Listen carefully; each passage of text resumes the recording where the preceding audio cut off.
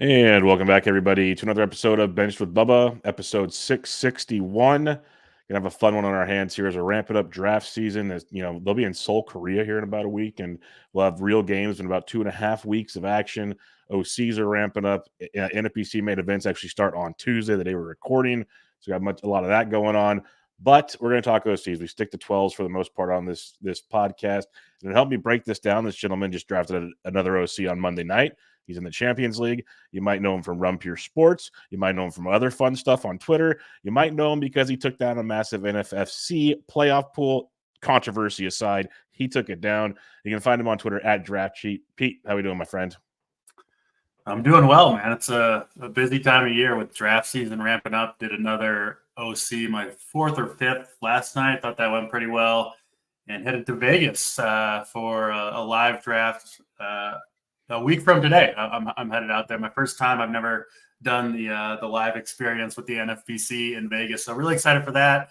Have my online main event on Thursday. So fast and furious right now with baseball, but a really fun time of year. And man, the season's so close. I'm ready to get started. Yeah, it seemed like it was so far away at one point. Now it's just right around the corner. Like you said, draft season's going crazy, and like you're doing football and basketball. Like you're always doing something. It feels like so. To throw baseball into the mix, yeah, that definitely takes up a lot of the brain capacity at times. But Vegas should be awesome again. I'm not fully out. I'm trying to figure it out. It's a quick. I keep getting Southwest emails. It seems like someone's spamming me now to hop on a plane and head out to Vegas. So we'll see. But you'll have a fun time there. Hopefully the cages are set up because things are getting wild out there on the NFBC Twitter streets. But like I said at the beginning of the show, we're going to do Pete's been on with me in recent years. We usually do 1 or 2 episodes going round by round with targets and fades, just kind of having some fun picking apart the draft board. So on this episode, we're going to do all 30 rounds of an OC, basically. And we're using ADP from March 7th to March 12th. If anybody really cares, 19 drafts. And we'll just kind of give our thoughts, quick thoughts, deep thoughts on certain players. But just real quickly before we do that, you said you've done a handful of OCs. Kind of what trends are you seeing that you're liking or maybe not liking as you've done 4 or 5 OCs now, it sounds like? Yeah, so I've had some pretty good success in OCs over the years. Never got all the way to the top of the overall, but have most years kind of been competing close to the end. And yeah, I always have the same general strategy in the 12-team online championship format, and that's very, very hitter heavy to start most drafts. I just think my strength is analyzing pitching, so it kind of maybe seems weird to go hitter heavy, but I just trust myself to, one, pick out kind of the sleeper pitchers at the end of the draft, and 2, be able to manage a pitching staff throughout the year. So like I'll oftentimes not draft any closers at all. Those are, like, in my opinion, the best pickups that you can make during a season is finding a closer off the wire, right? You're not going to find a top 30 hitter usually off the wire. So that's kind of my general strategy. And yeah, it's worked out pretty well. I did deviate a little bit from that last night. I got the 1 pick finally, my first in an OC. Of course, scrap Acuna. The injury scare aside, I think he's going to be fine. And I think Acuna is just like a healthy Acuna season is so dominant in terms of the production that he'll put up that, you don't want to overshoot the hitting categories. And he can provide so much that I ended up going a little more pitcher heavy than I typically do. Grabbed Corbin Burns and Zach Wheeler at the 2-3 turn. So I feel pretty good about that start and liking the team overall. But, we see this every year in the main events, and it makes sense. The pitching does get pushed up, and I think we're going to see that, especially with the Garrett Cole news. He's going to be out. Seems like a while to me. It seems like a while, yes. Yeah, good. Would be my. I mean, I think honestly the most likely thing is he doesn't pitch at all this season. If I had to put just one outcome on it, but his absence will push up everybody else, right? Because everybody's going to get the panic over pitching. We'll probably have more injuries as we get closer to the start of the season. Just it's inevitable with pitching, but that is part of the reason why I like to invest my top draft picks, the most capital, in hitting, because I think those players are generally just safer to stay healthy, whereas I can feel like I can kind of backfill pitching as we go. But it is much tougher to do that. I do acknowledge in the main event where it's deeper, but in an OC, I think that's, at least for me, the strategy that does work the best. Yep, I'm with you. I was telling you before the show, I go at least 4 hitters. Sometimes I've been tempted to go more just because there's, outside of the top, 5 or 6 guys, starting pitchers that people like. There's a good pool after that in an OC you can get in round, like we'll talk about them here, like rounds 8 through probably 15. There's guys you can see throughout the draft. You're like, okay, cool, we can make that work. So with that said, let's talk about it, and let's do a little, targets and fades. Round 1 of an OC got Acuna, Witt, J-Rod, Carroll, Betts, Strider, Tucker, Tatis, Soto, Freeman, Ohtani, and Judge. So Strider, the only pitcher here technically, because Ohtani won't be pitching this year, and Aaron Judge might be falling with more news that comes out as well. So what are you? Who are you targeting in this round? I guess Acuna is the obvious answer. Let's have fun. Who outside of Acuna are you targeting? Yeah, so I think Acuna is a clear one pick, given the information we have today. And Judge, I think, will fall. Looks like what they say, an MRI on his abs. MRI on his abs, said everything came back normal. He's hoping to swing this weekend. So we'll see. I mean, it sounds like an oblique injury or something like that to me. That could be 3 or 4 weeks. The Yankees, I mean, they always do this shit, right? Like where they just they're not forthcoming. I mean, they're doing the same thing with Garrett Cole. They're like, oh, no update after the MRI. Okay, that's not. But needs more testing. That's like, come on. Exactly. So I have to assume that the Judge injury news that's not ideal. I do have him on my Champions League qualifier OC, unfortunately. But in this round, I actually find myself oftentimes, when we set the KDS, I want the 1 pick, but if I can't have the 1 pick, I'm happy to draft at the back end of the first round because I really don't see anybody here, who I think is a bad pick. I mean, even like Trey Turner would probably jump Judge at this point with the news. I mean, I think he's a fantastic pick at the end of the first. But the guy that I'm, one of the reasons I'm willing to draft at the back end or even prefer to is because of Shohei Ohtani. So I'm grabbing him at that 1-2 turn every chance I get. I just think, obviously the move to the Dodgers, right? A huge lineup upgrade going from the Angels to the Dodgers. I know some people are worried about the elbow. Obviously, he's not pitching this year. I get that he's utility only. But my argument for Ohtani is we've never seen him be able to truly focus just on hitting since he's become he didn't come into the league quite the hitter that he was. And I just think, if we just look at him kind of from a 5,000-foot viewpoint, he's the only player in baseball history who's been able to do anything close to what he does in terms of being a pitcher and a hitter. So I think it's fair to say, like, what's the reason that no one else has been able to do that, despite most of these guys probably pitching in high school, being a star pitcher in high school, right? Because the reason I think is because you just don't have enough time to dedicate to each craft, like both mental and physical energy. And I think if you take pitching off the table for Ohtani, which is this season, and you let him totally focus on hitting, I think you can't see it in projections, right? It's just kind of one of those things. But I think there's a potential that we just see a season that nobody's had before because he's that level of baseball talent. Like, I don't know, like 70 home runs and 40 steals, something like of course you're not projecting that. I think he's capable of putting up just a truly, truly monster season now that he only has to focus with the bat. And of course, hitting between Mookie Betts and Freddie Freeman doesn't hurt either. So he's the guy that I'm most excited about. I think I've got a whole bunch of shares.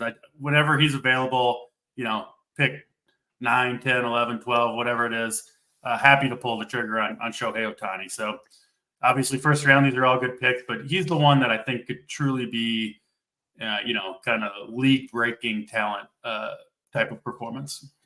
Yeah, it's a great point about being able to focus solely on hitting. We talk about, a lot of young players that get moved positions. Is that affecting their hitting because they're trying the new position, all those kind of things. And it's just, why is it any different with Shohei? Like you're saying, and the days he pitches, he usually doesn't. Well, he started hitting last year, I guess. But for the most part, imagine trying to pitch like you're saying, and then have to go hit at the same time. And To back up your point, the stats actually bear that out. He performs much worse as a hitter on days he started.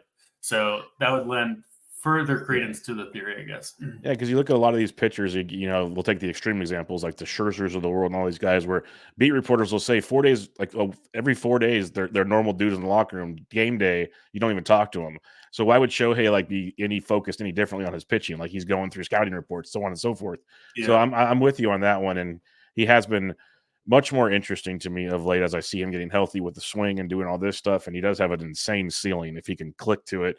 Yeah. And then you mentioned the Dodgers, who I'll mention my target here. There are 3 Dodgers in the first round. As a Giants fan, this sucks to see because it's reality coming to fantasy. But I kind of like the back half also. You almost like the back because it is the turn. You could just get 2 absolute beasts at that point. But I like the Freddy Freeman of the world at 10. And similar to Shohei, you get some great stats. Shohei's got more power, probably more speed as well. I'm going to agree to both of those. But we're talking about Freeman, who perennially puts up 100 runs, 100 RBIs, sometimes 120 or something like that. But what I love about Freddie Freeman is the batting average, over 300. He's basically 290 or better every season, but over 300 quite a bit of the time, which is kind of an overlooked stat in fantasy in general. Is batting average. It feels like whip and pitching, batting average and hitting. And what Freeman can do, like you mentioned, the base that you get with like certain players in the first round. The base Freeman gives you, helping you in all 5 categories, but elite in batting average. I think it goes so far in building your squad and allows you a lot of flexibility as the draft goes on to take some chances. So Freddie Freeman's the dude for me. I love Freeman too. He's just so steady, right? Like I think he had one kind of off year, I don't know, a couple years ago, 2-3 years ago with the Braves when he broke his wrist. I think he got hit by a pitch and didn't perform well going forward. But like other than that, unless it's a fluke injury, he never gets hurt. I think I saw, I don't think he's ever finished as the first overall player at the end of the year, but he's like 3rd, 5th, 7th, 14th, right? Just the perfect steady production. And I do think there's some truth to the adage of, you can't win your draft in the first round, but you can't lose it. And Freddie Freeman is, I think, the safest pick on the board of any of the players. So I love Freeman, and it's not like it's boring production. I mean, he gives you all 5 categories, like you said. Yeah, it's just a sure thing. Yep, I like the sure things if you can find them. So I'm a fan of that. Now the fun part, because you hit on it, and it's so true, is these are all elite players in the first round. So if we have to grasp at straws and you have to fade one player here, who is your first round fade? Fernando Tatis, I think. And I certainly acknowledge the upside, but like I don't love the team context for the Padres this year, for one. And then, I mean, just so much stuff with Tatis, right? All the different serious injuries. I mean, wrist, shoulder, motorcycle accidents, PED suspensions. And then last year, he didn't have a bad season, but like the production was down, both in just mostly the power stuff, right? And the exit velocities and all that stuff. And it just, kind of in contrast to Freddie Freeman, it just seems like there's a lot of things that could go wrong for Fernando Tatis. And just when I kind of look in my mind's eye, it's like, would you be surprised if just something happened, he gets hurt again, or whatever it may be with Tatis where he misses a bunch of time? I think he's the most likely player to do that. And I don't think the upside is quite as high as it seemed like it was prior to the PED suspension and all the injuries. I'm not sure which of those has affected him going forward, but I'm just not sure he has the power upside either. Players do generally slow down on the base paths as they get older as well. So, again, he could run and steal 40 or 50 bases, but it's also possible they scale that back a little bit and it's 20, 25, and then all of a sudden, I'm just not sure it's quite worth it in the first round, given the risk, and I think not quite as much upside either as a guy like I think like Julio, Corbin Carroll, Freeman, Ohtani, all these guys have more upside as well. So Tatis would be the one for me, but even then, I wouldn't fault anyone for taking them at all. Yeah, these are all fine picks. Probably we're just going to grasp at straws. And I was going to say Aaron Judge, but he's hurt, so that's kind of the lazy man's answer here because I've been fading him all season. But I'll kind of go out on a weird one here. I'll say Corbin Carroll. I know you mentioned him. I love Corbin Carroll. I like Corbin Carroll a lot. He's going to give you 50 plus bags, which is hard to find. Hits for a decent average. D-backs are actually going to be pretty good this year again. So that's a plus. I'm giving you all the good reasons. For me, I'm just wondering with the shoulder situation still. When he got those serious shoulder injuries last year, Yeah. the power dropped tremendously in the second half. He still finished with 25 homers, but only 7 in the second half. So that kind of stands out a little bit to me. Like, where is that? Like, he still hit for average, he stole more bases in the second half. So that's not an issue. But when you're drafting all these other first round talents, they all bring a ton of power for the most part. And so are we drafting Nico Horner now, or are we drafting, another good, 25 to 30 home run bat? That's my only question with Corbin Carroll. So again, grasping at straws on this one. If you want to draft Corbin Carroll, zero problem with that, because he should on paper be a monster. But and out of all these players, probably not the biggest RBI guy. So if you really want to say, 5 category guys everywhere, Carroll's not going to probably be that to the same extent. But so if you want to draft him, go for it. Yeah, makes sense for me with Carroll there. All right, 13 through 24, round 2, Turner, Yordan, Matty Olson, Garrett Cole, Bryce Harper, Jose Ramirez, Riley Burns, Ozzie Albies, Rafael Devers, Eloy De La Cruz, and Zach Wheeler. A couple pitchers finally entering the fix here, and Garrett Cole will be dropping even more. I think last night he went 16th, 27th, and 42nd in the 3 OCs that went. So expect that to continue on here. But who would be your main target in round 2? Yeah, so some of these are going to be, I know in the past we kind of called it like the all upside drafts, right? The guys that you can make the case for have the most upside. So we're not doing exactly that today, but I will kind of lean that way. We could swerve it that way if you want. Totally fine. Yeah, just a little bit, because I just want to make the case. Well, I want to make the case for Eloy De La Cruz, because I know he's a fade for a lot of people. A lot of podcasts writing in. It's so easy to. Like if you're writing a bust column or on a podcast, let's find the fades. Of course, like Eloy De La Cruz, I don't disagree that he is obviously the best bet to bust, right, in the second round, because of, just the unproven track record, the strikeout percentage up near 34% last year. He faded down the stretch. All that stuff. So yeah, if you're betting on one guy to bust, then I totally get, why you would write or podcast about Eloy De La Cruz. But if you're looking for the league winning pick in this round, I also think that you can make an easy argument for Eloy De La Cruz, just because, like, you can develop, players do it all the time. You can reduce your swinging strike rate, reduce your strikeout rate, get a better eye at the plate, change your launch angle.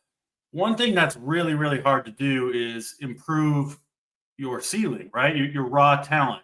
And you can make a case Cruz is has the most raw talent of anybody in the whole league. Just given, he's the fastest player in the league. He hits the ball as hard as anybody. And I know he faded down the stretch last year, but like if you look at the minor league track record, what he was doing at age 19, 20, 21. He got to the big leagues at 21 last year. He is performing very, very well in the minor leagues. And I think it's like, I expect him to take a step forward and learn from his last year's performance. And the ceiling for this guy is, I would kind of argue he doesn't have one. 40, 50, I think he could do. He's got the power, got the speed to do it. If he's getting on base more often, if he can cut the K rate, I think he can do it. And just watching him play too, he plays with a certain level of joy in his game that makes me think he's going to keep improving and keep getting better. And, just given how, the long limbs, he's a switch hitter. He's just 22 years old. I think it would be crazy not to expect him to improve his baseball skills, right? The things that people are worried about, the strikeout percentage, the lack of plate discipline, hitting the ball on the ground too often, all that stuff at his age with his level of talent and what seems like just a genuine good work ethic and all that stuff. I would expect him to really improve on those types of numbers, which I don't think are, in my opinion, reflected accurately in the projections. So I don't actually have many shares yet. Unfortunately, it's partly due to where in the draft. Like I said, I'm mostly at the back end of the first round so far. And so he's not, I'm not going to take him at pick 10, 11, 12, 13. And then by the time you're picking again at, 34, 35, I just haven't had the chance to grab him. But I'm hoping, in the main event, I have no problem taking him, where he's going at ADP. What is he? Pick 23 here? Yeah. I know it's a high pick, but this goes to a different point. We don't got to go all the way into it, but only one person gets to win the overall, right? So you're trying to beat 600-700 teams in the main event. What is it in the online championship? 2,300 teams, something like that. Yeah. A very large proportion of the overall prize pool goes to first place. So listen, if you're trying to just win your 12-team league, do I think Eloy De La Cruz is the pick? No. But that's not the competition we're playing when we're playing the online championship. Of course you want to win your league, but you should also be drafting, I think, to get as much upside onto your team as you reasonably can. Now, you can absolutely win, your league and compete in an overall making boring picks for sure.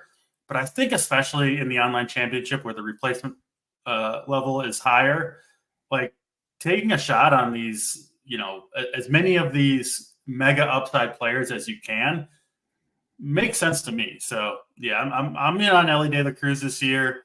I know he's riskier than some, and he could easily be the bust pick here as well. But I just think the upside is just too massive. And I think unless the bottom really falls out, I think he's stealing 40 bags anyway, hitting 20 home runs, which even if he hits 240 or whatever, wouldn't kill you at this cost. So Eloy De La Cruz for me. Yep, I like that call, and he's been growing on me throughout draft season. Like if we'd had this conversation in November or December, I'd tell you, no, I'm not touching Eloy De La Cruz in a draft. But the more I've looked at him, I even wrote up a high risk, high rewards article recently, and he's one of the 5 guys, and he's like the first guy I wrote up because it's Captain Obvious stuff, but he is that high risk, high reward. I prefer calling it that than like you say, a bust potential or something, because the risk reward is great in that regard.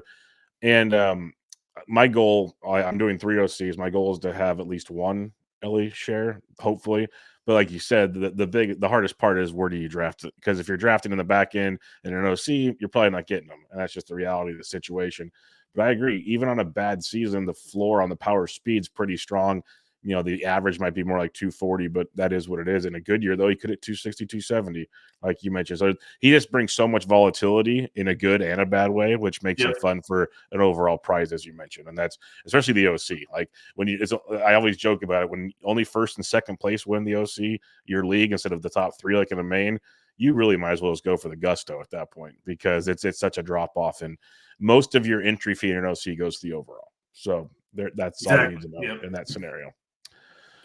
All right, for me, it came down to 2 players. I will pick Bryce Harper in this range. I might be very bullish on Bryce Harper, but I feel like what we saw last year, 21-11 with 293 average, after coming back from the Tommy John elbow surgery that he had, really showed me he started to get back to the normal Bryce Harper we saw prior to the injury. And this is a guy that 30-plus homers, 15-plus bags, hits for a great average. I feel like he's got that. You mentioned how Ellie plays loose and fun. Bryce is out there wanting to win. He's embraced Philadelphia, as silly as it sounds. I know we're supposed to talk, stats, but this plays into things too. And I have a weird feeling like if you play markets on baseball stuff, a Bryce Harper MVP bet sounds fun at this point in time. I think he's got another one of those years in him. If you can get one of those elite hitters like we talked about in the first round, you bring it back with Harper, another 5 category guy, not elite in steals, but elite everywhere else pretty much. I'm a huge Harper fan, and I think we're going to see. We saw a little taste of it last year, full year removed from the injury. I think a big season. This guy used to be a first-round pick, so enjoy him in the second round.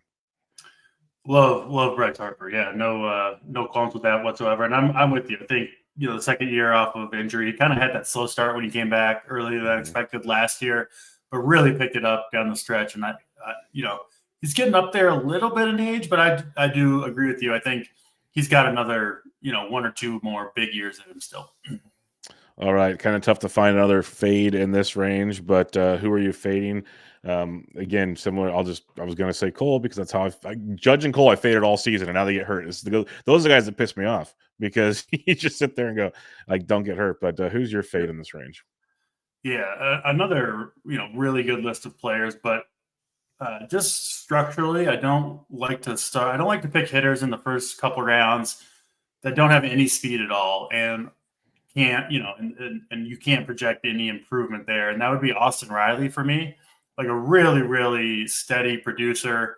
Obviously in a great lineup. He's in the lineup every single day. I mean, last 3 years, games played 160, 159, 159. Like, so I get all of that stuff where he's just so steady, but he doesn't steal. Like, he had 3 steals last year. So I guess not, let me give you a couple, but he just kind of puts you behind the 8 ball, especially given how many more steals we need to compete, given obviously the changes to the game last year with the pitch clock and the throwovers to first base. Steals, obviously, of course, went way up. And it's just tough for me. It's harder, I think, to build a team. It kind of hamstrings you later in the draft because you're chasing steals basically the whole way. So that's just it for me. I mean, I think he's going to have an awesome season, but I kind of think everybody here still in the second round is going to have a great season. And I just don't like to spend such an early pick on a player who's not going to provide any speed at all. If you started, I don't know, with Corbin Carroll or something, you wanted to match those two, get all the steals, and then get the power from Riley, it would make sense. It's not a hard fade on Riley or anything. I would still take him if he, fell a bunch of picks in the draft. But I just think his upside is a little bit capped just because he's never going to run. So, yeah, I'll go with Austin Riley. Yeah, and I agree. He's a great player, but similar vein, Yordan Alvarez for me. And I know people love Yordan, and I get the love. When healthy, is an amazing player, but we're talking 114 games, 135, 144. He's never hit more than 37 homers. He's only had 100 RBIs once. Average is great. Not going to knock that. But we just talked about Bryce Harper, who basically puts up the same stat line for the whole season. Yeah. There's a handful of other guys, like J Ram. You got Ozzy Albies, who maybe not have the power, but a lot of the other factors. You got, Rafael Devers is almost a spitting image of Yordan Alvarez because no steals again type situation. So I'm just that guy. Like, the reason I was kind of out on Judge is he said the toe injury is going to bug him all year, and now he's got this. Yordan is like, the guy's great, but the dude's like the Lamar or the Greg Oden of frickin' fantasy baseball, like the bad knees and all, and he looks like he's way older than he is. So I'm just out on Yordan. Like, he's going to prove me wrong 1 year. It'll happen. He'll play like 140 games and hit 50 home runs, but I just won't have any shares of him. Yeah. Kind of similar player to Austin Riley to some extent. Yep. So that makes sense to me. All right, 25 through 36, Lindor, Alonso, Harris, Henderson, Guerrero, Simeon, Seager, Lubob, Castillo, Abrams, Pablo Lopez, George Kirby. Who are you targeting or upside play in this one?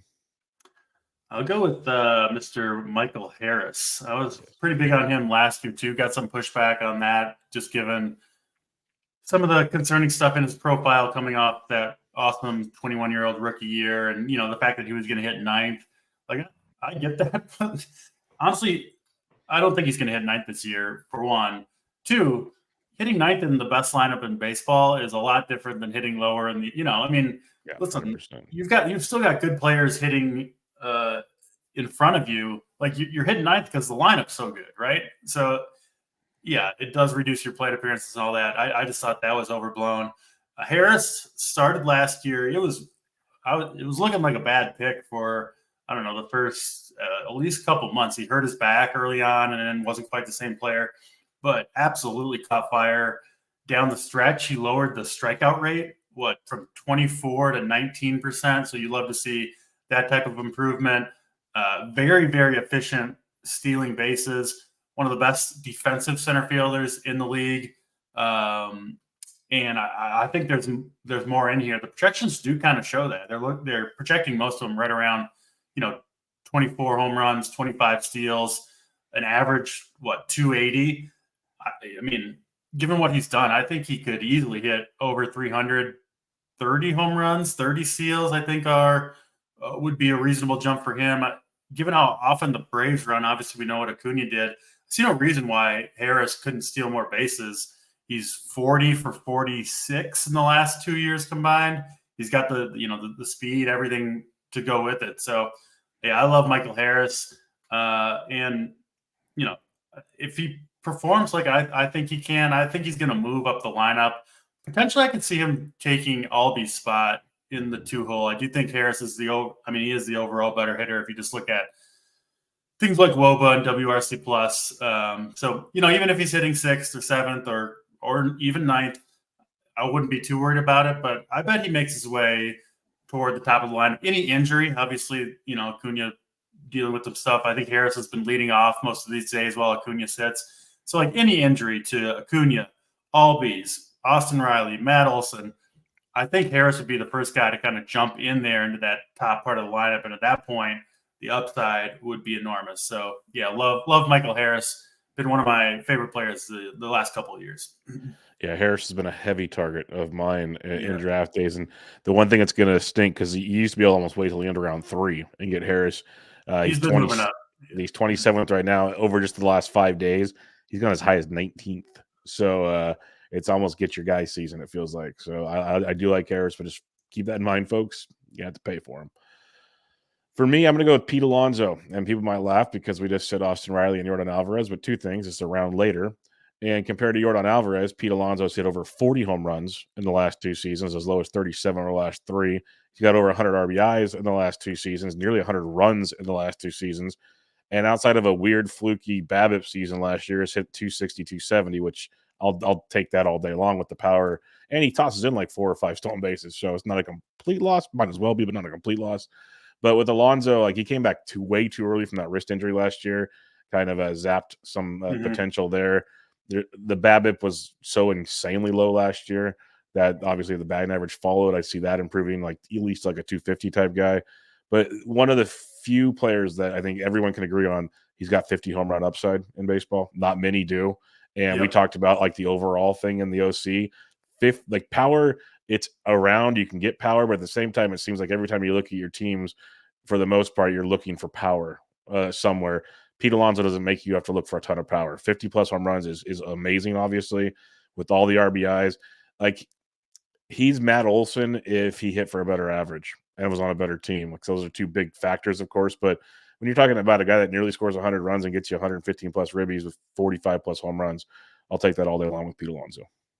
Yeah, I love it. And I personally think power is the most important thing to look for in hitters kind of throughout the draft, just because obviously if you look at it, like home runs are more correlated with the other stats that we're counting than, you obviously get you get the run and at least the 1 RBI and the base hit when you hit a home run. So I really think it makes sense to target power and get as much as you can. And with the way the game is changing too, you can actually find speed in more places than you can find power. That wasn't necessarily true 3 or 4 years ago, but I think it's going to be more and more true with the rule changes, obviously. For sure. Who would be your fade in this round 3? I will go with CJ Abrams, who's obviously kind of the rabbit type player, a ton of steals. I know he had a really strong into last year, but still doesn't hit the ball all that hard. And even, given the breakout season, like he was still not a below average fantasy player, but a below average just hitter in terms of the production with the 90 WRC plus, not great there. And I just worry a player of his profile has kind of bottoming out potential, right? Where they go into a slump and his baseline isn't so high that if things start to go south, I think it could snowball, potentially lose playing time. Not particularly good against left-handed pitchers. He's a left-handed swinger himself. Could be platooned. Again, I'm not predicting those things, but I do think they're more likely for him than anyone else in this range. I do think he's got some pretty high upside as well, given the pedigree, the speed, and all that stuff. But I don't love he's not speed only, but speed focused players as much. So I don't hate CJ Abrams, but it's just going a little bit too high for me at pick 34. Yep, I'm with you. I was all in on him last year at his ADP. This is quite the Yeah. change, obviously. And could he make another step in maybe power? Possibly, but how's that affect everything else? I'll kind of sit back and watch with CJ as well with all the other options we have here. For me, it's just my perennial Vladimir Guerrero Jr. I'll just be wrong, or I'll be right every 2 to 3 years. You can have your 1 year where you're wrong, you're right situation with Vlad. I think he's more the 30 home run guy, not the 48 home run guy that enjoyed all those minor league ballparks in 2021. And that's fine. That's good. But the average, has sunk down. He had if you just take out 2021, every other year is kind of more the Vlad you're going to see, it feels like. And even, the plate skills are great, but the ground ball skills are not changing. Still hits the ball hard, which is great. But if you want 25 to 30 home runs and a 270 average, that's fine. But you can get that later at first base. And there's so many other players in this range that I'd much rather take my chances on than Vladimir Guerrero Jr. Yeah, makes sense to me. All right, round 4, we've got Bichette, Yamamoto, Glasnow, Altuve, Rosarena, Adelise, Gallen, Skubal, Gossman, Edwin Diaz. We got a closer in the mix. Royce Lewis and Logan Webb. So a lot more pitching starting to show up here. Who do you like in round 4? We'll stick with the high upside train and go with Mr. Tyler Glasnow. Yes. I know Yep. the innings have never been there for him, but fully healthy at the moment, which I think is like the number one thing for a pitcher, right? Are you healthy and performing right now, which he is? He's going to start the opener in South Korea for the Dodgers. And I mean, when this guy is on the mound, he's absolutely electric. It seems like, or at least according to him and the Dodgers, that he's over, the past injuries, right? Like, of course, something else could crop up, but I do think he is healthy at the moment. And the fact that, the Dodgers are one of, if not the smartest organizations in the league, and they were willing to invest, the big contract in Tyler Glasnow. And that, right or wrong, gives me a reasonable degree of confidence that they think he can stay healthy and perform all year. So yeah, you can't project him for 180 innings, but I do think it's within the realm of possibility that he just stays healthy all year. I mean, if he does, I think compete with Spencer Strider for the Cy Young Award. You'd have a good chance at winning 20 games on that Dodgers team. You get the upside with the win potential on one of the best teams in baseball as well.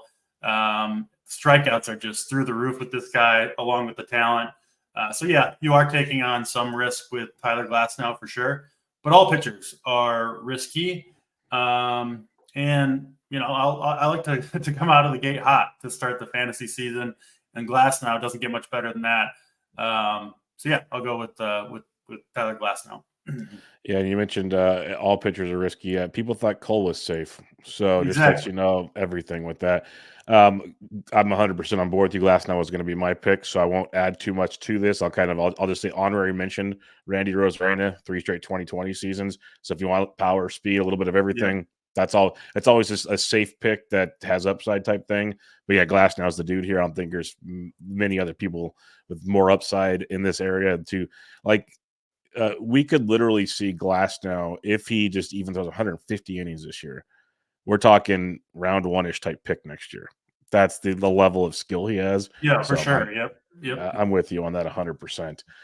Who would be your fade in this range? I'll go. It pains me. I'm from Minnesota, so a Twins fan, but I'll go with Royce Lewis. Yeah. I mean, you have to love this guy as a Twins fan. All the grand slams and just the dramatics, and I mean, he's just an awesome hitter. The fact that he was able to come back from 2 torn ACLs, like if you look at the games played, like this dude has like barely played in the minor leagues because he's been hurt so often, and occasionally you do get a player who is hurt early on in their career a bunch and they just figure it out or stop getting unlucky or whatever it is and kind of get over it. But man, I mean, this guy has like 300 career MLB plate appearances.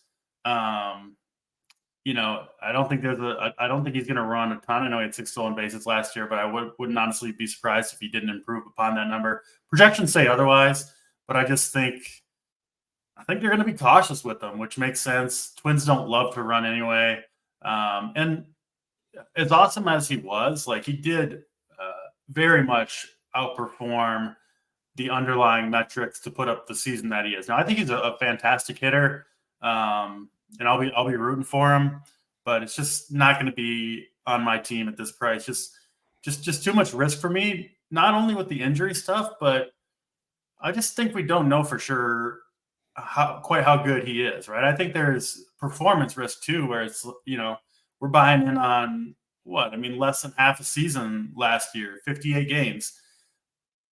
Like, I think it'll be good, but I'm just a little worried that the numbers come down, and then you add on top of that, it has to be more injury risk than almost any hitter, right? Just given his history, it has to be. So you have to do the two things together, and it's a pass for me at pick 47. Yeah, people like to compare the risk reward of Royce to Ellie. Ellie's been healthy.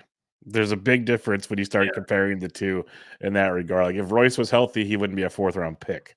So I'm with you on that. There are a lot of. It's got like the Buxton feel to it. Just same team, just same. It's just not good at all. Which I mean, but I don't mind taking the risk on Buxton at like pick 200, right? Oh, 100%. When you're talking 4th round, it's a little different. I've taken a fair share of Buxton this year for the first time ever at that point because that's an easy drop if things go wrong.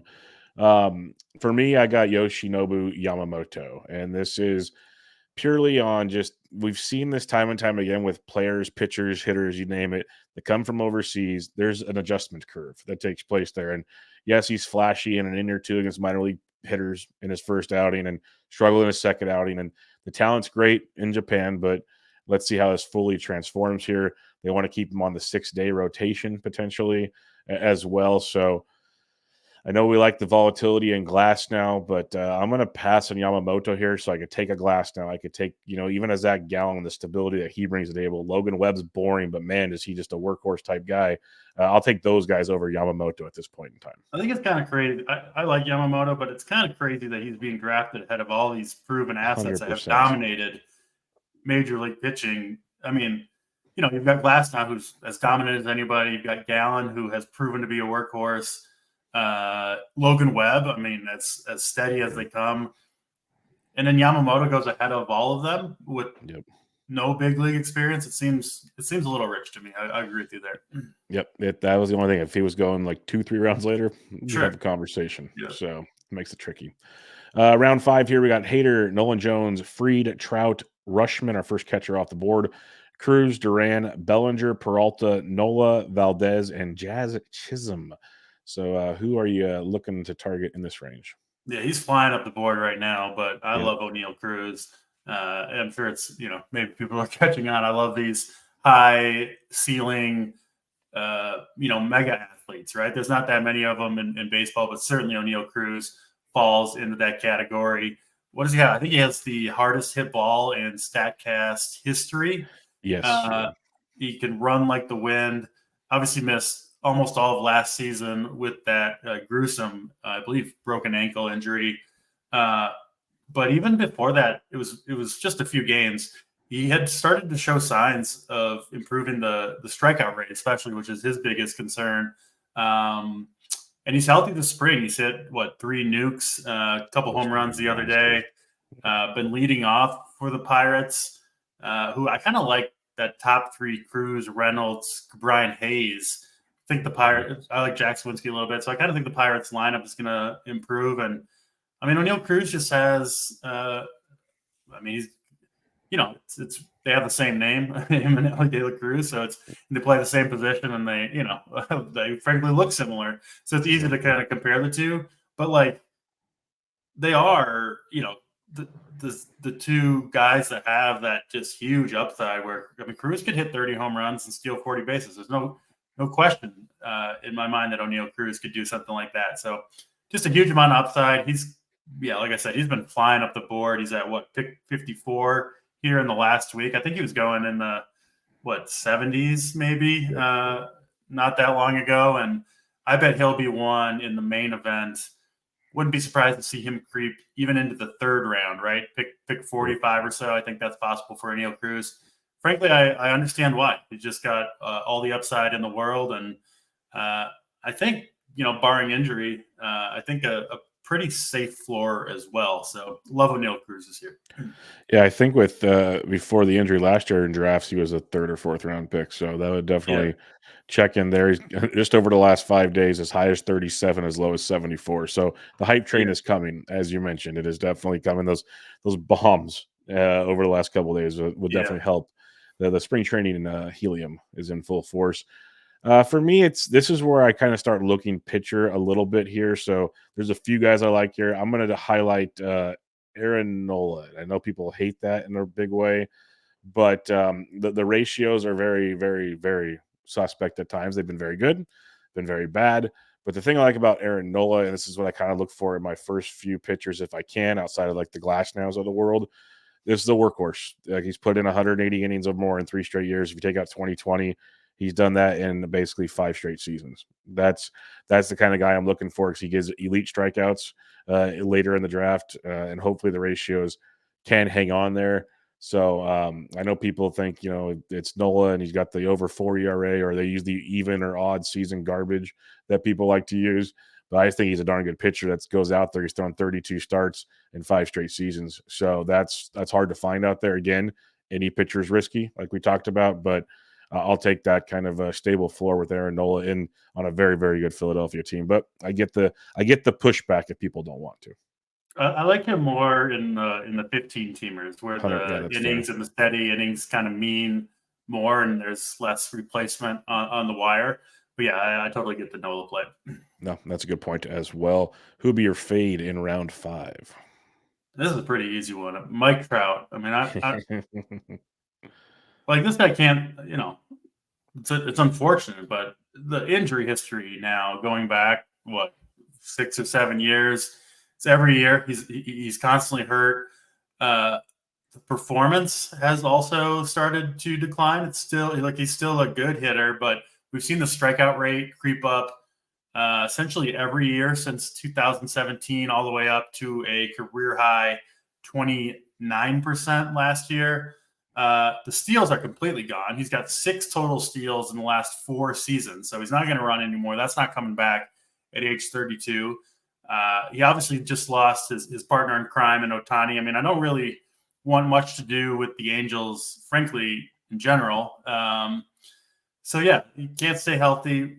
Clearly becoming a worse hitter than he was in his prime. Steals are gone. Why? Why, other than he's Mike Trout, and it seems like a discount, because we were playing, of course, fantasy baseball when he was the consensus #1 overall pick for years and years. He's not that player anymore, especially from a fantasy perspective. So, I know you're getting a 51 pick discount from where he was going in 2017, but I still don't think it's enough with Mike Trout. So I won't be taking him anywhere near this ADP. Yeah, I have not clicked that button yet. I just haven't seen the appeal. I haven't even been tempted, frankly. No, I haven't seen the appeal at all. With all these other guys around here, like, it just hasn't worked for me. In this range, another guy I have no shares of, and I know some people still love him. I'm just not in on Cody Bellinger.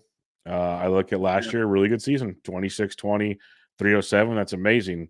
Look at every other year. It's been really rough. And you look at the adjustments that he made, sure. But, he had a 6.1% barrel rate, lowest of his career, 31% hard hit rate, lowest of his career. All these numbers, like, he basically ran, well, for your sake, he ran very pure to hit all of his, pull all his home runs in Chicago and whatnot. Yeah. It was one of those things where, like, the stars aligned for Cody Bellinger. It's great. Maybe he tweaked something out, but all the profiles you dig in on when it comes to Cody Bellinger don't support the production. And so it's one of those, you got to prove me that this is who you are and you're just going to luck box into it. That's fine, but I'm not going to draft you like that in round 5.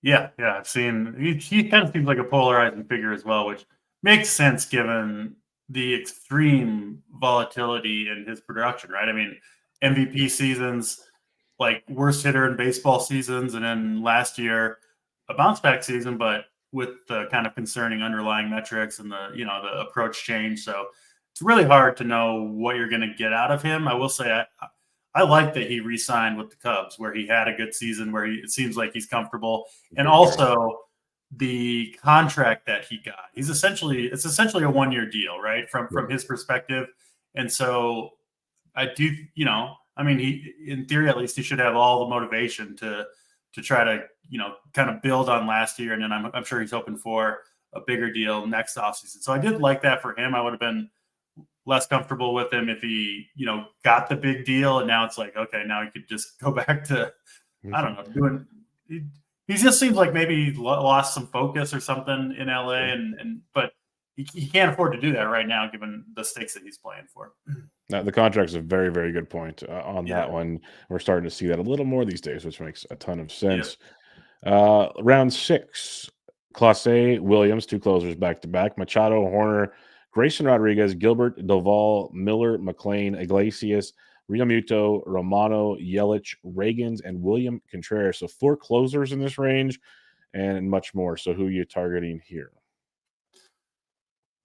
Yeah, this is not my favorite range of the draft, to be honest. No. But I will go with Grayson Rodriguez, who, if you remember last year, it seems like a long time ago now because he finished the year so strong. He was absolutely brutal. Specifically in the month of May, he pitched 21 innings and had an 11.14 ERA. He gave it 26 earned runs in 21 innings. I believe he got sent down or went on the IL. I'm not sure. I can't remember exactly what it was, but then came back, in July and was lights out for the rest of the year. 76 innings in the second half of the year, ERA of 2.58. The strikeouts are there. The team context is there, pitching for a great team in Baltimore. The pedigree is there, coming up as one of the top overall picks or prospects in the game. And he did end up getting enough innings last year. What did he throw? 163 innings between AAA and the big league. So there's no limitation there. As long as he can stay healthy, he's going to be in the rotation every 5 days. And the stuff is there too, right? One of the best stuff plus guys. If you look at the, pitch arsenal metrics, he's way up on all that stuff. So I don't really see anything to be concerned about Grayson Rodriguez. And I just think people are looking at the overall stat line, or maybe the projections are looking at the overall stat line.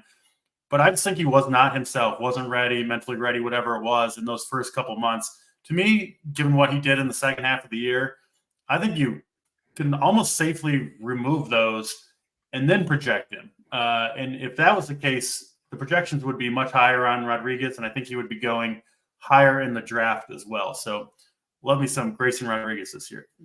Yep, that's the guy in this range for me as well. So I support everything you said there. The second half, or when he returned, was tremendous to see. Prospect pedigree, so I'm on board there. Shout out, I will say, if you waited on outfielder because you went elsewhere, Christian Yelich is boring but beautiful in this range to me. Potential 2020 type guy, good average, tons of runs scored. Milwaukee will not be as good, but at the top of the order, he'll be fine. But again, I prefer Grayson with you on this one. Who would be a fade for you in this range? Yeah, fade in this range. This is people aren't gonna like this one, but Cole Reagans. He was awesome down the stretch. The stuff is amazing for him.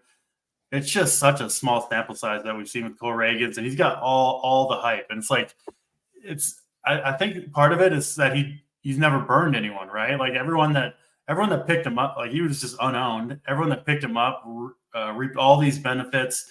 Everyone that didn't pick him up, kicking themselves, watching him crush down the stretch. And then, the ADP of 74, like I think the upside is really, really high on Reagan's, but I kind of want to see him do it for a little bit longer period of time before I'm buying in. I don't love the team context with the Royals as well. And Reagan's could absolutely kind of, make me eat my words a little bit here, because I do think his upside is very high, but I do worry a little bit about the innings. Last year was his career high in innings. He threw 115-ish. So I don't know how high the Royals will push their innings. Again, just no way to know. But that does concern me a little bit, and just kind of the lack of track record of being a really good starting pitcher. Just need to see it for a year before I'm willing to invest a pick this high. Yeah, it's kind of where I'm leaning. Like I've got a couple shares when he falls, but when he comes this high, I've been kind of avoiding as well. I'm with you on that one.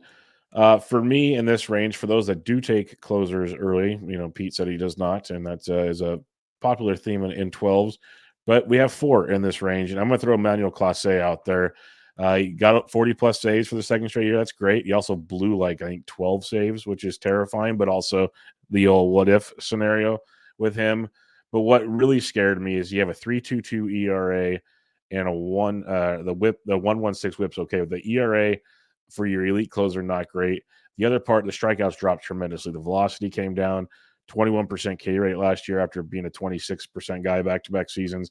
That's not what you want from an elite closer when you have, if Devin Williams is healthy. That's a big if at this moment when you see a spine specialist. But you have Camilo Doval, you have Johan Duran, who we've talked about.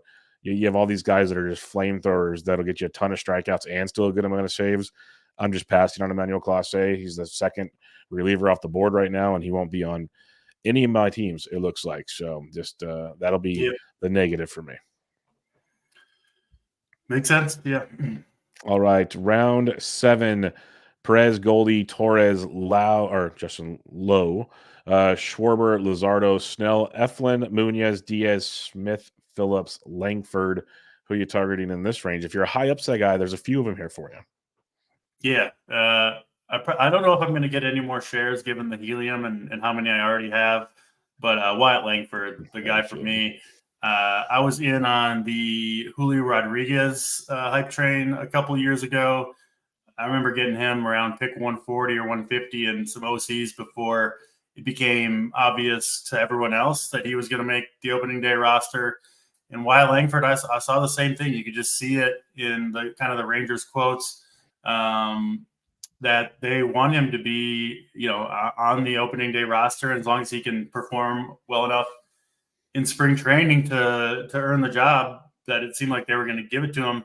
And people forget about the rules changes with the prospects and the bonuses for rookie of the year. That really did change things for these prospects starting the season on the opening day roster. So again, it's not a sure thing for Langford, but he's been awesome this spring. He's got 4 home runs already. Was the best hitter in the SEC before being drafted 4th overall, plays 44 games at the minor league level after that, and just tears up every level, right? So you have nothing but a history of massive success. He's got a huge amount of power. He can run. The Rangers have actually hit him, I think, in all 12 games that he's played so far in spring, he's hit 3rd.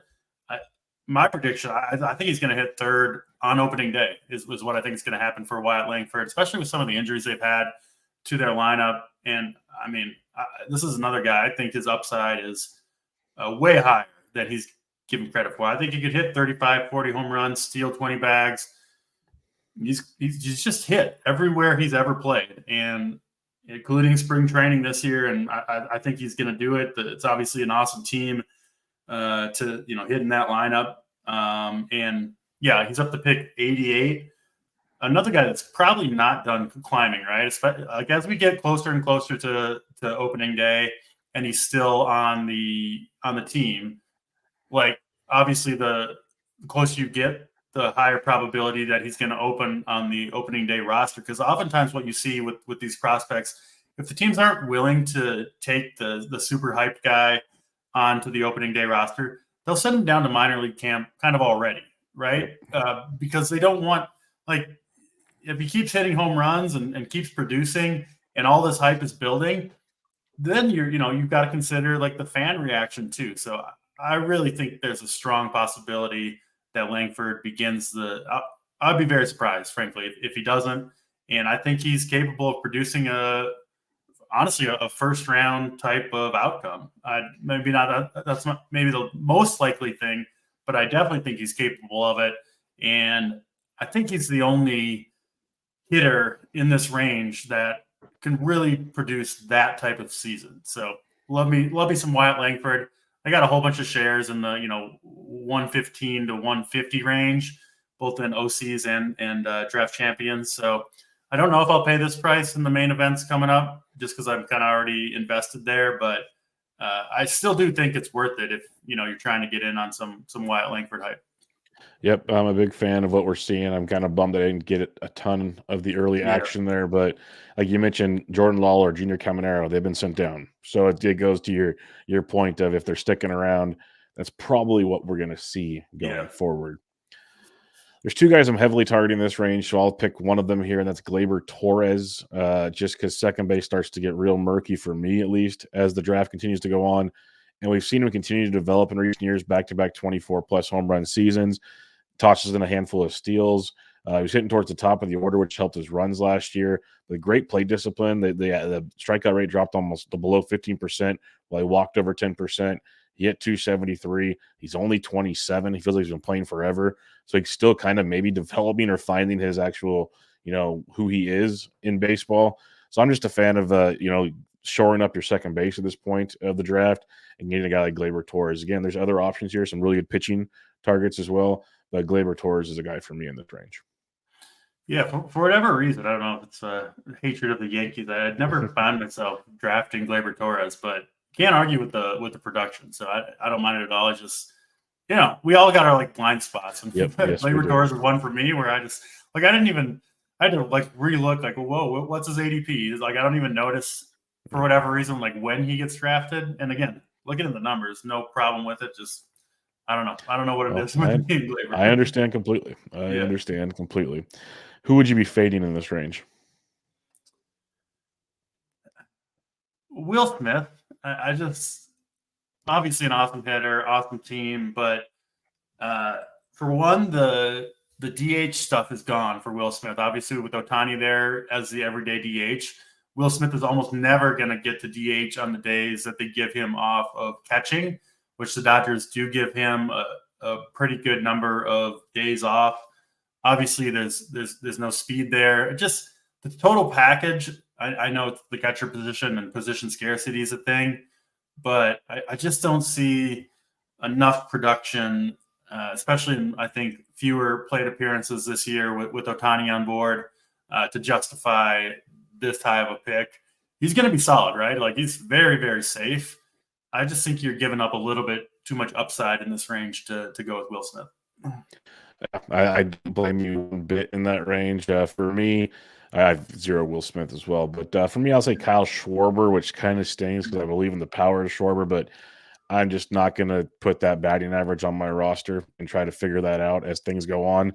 Maybe he figures it out, but it won't be on my team. That's just the easy answer to that one for me. Yeah,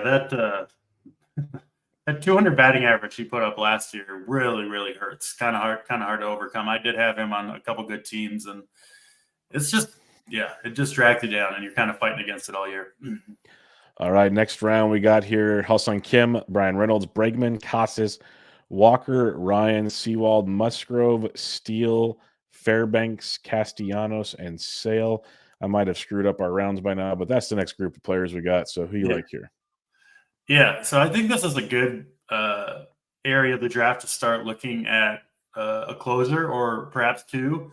And one guy I don't really get why he's going so far below some other closers is Paul Sewald for the Diamondbacks.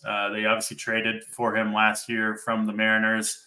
Put up 34 saves for the two teams combined. Strikeout rate is high. Underlying metrics all look pretty good to me.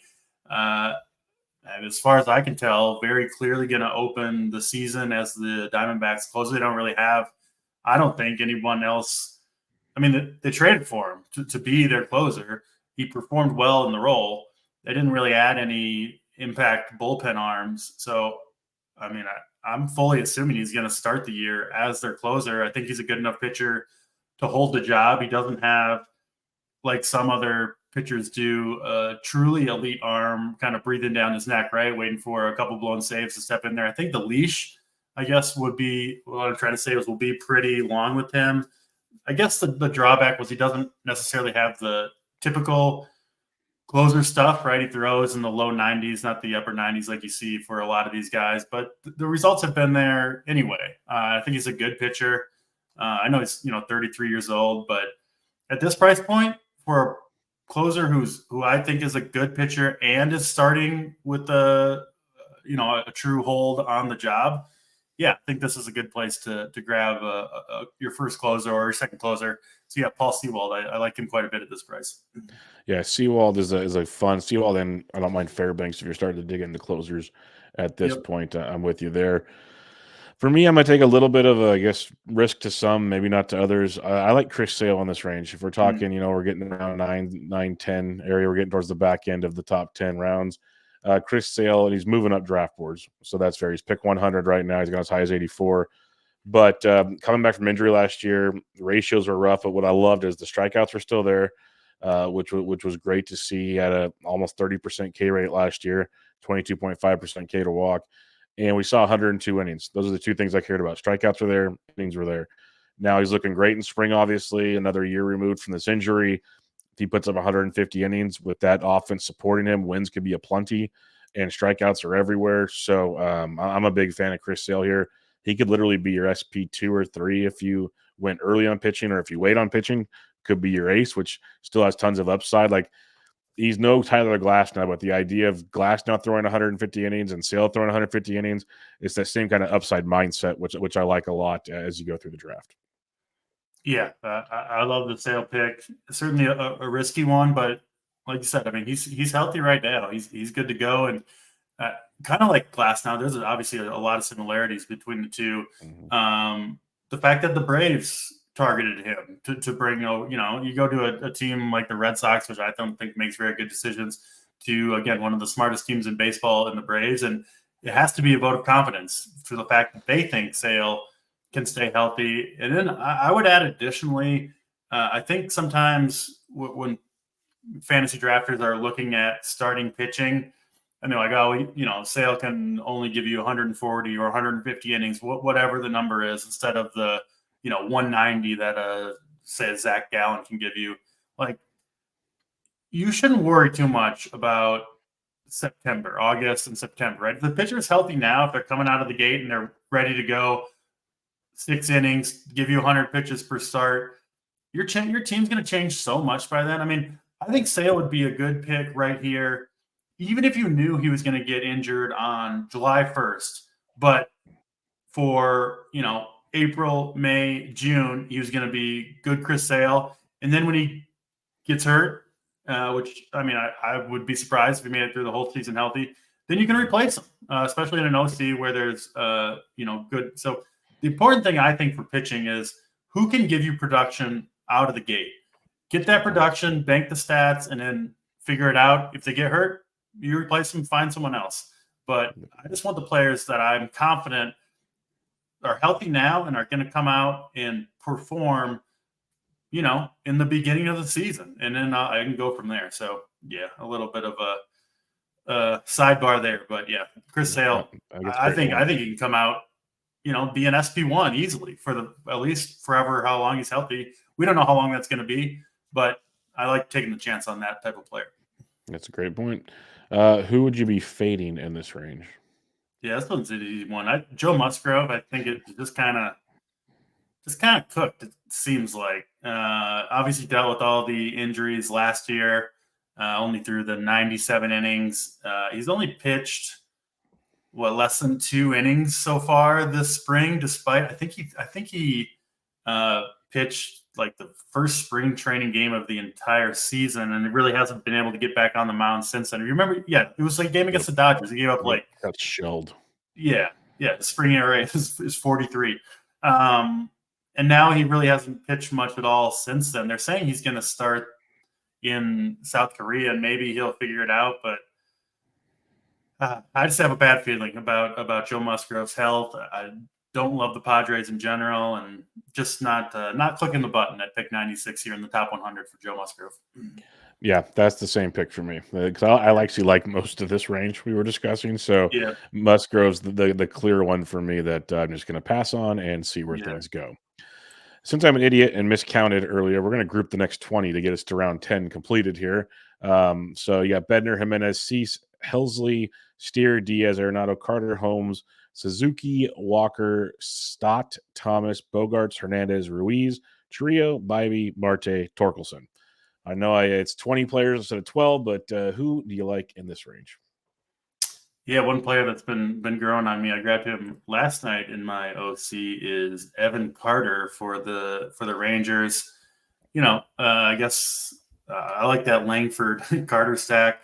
Carter, of course, came up last year and had a really a monster 23 games, and then was good in the playoffs, obviously on their World Series run as well. So kind of proved he can perform in the clutch. He's still only 21 years old. He did all that as a 20-year-old.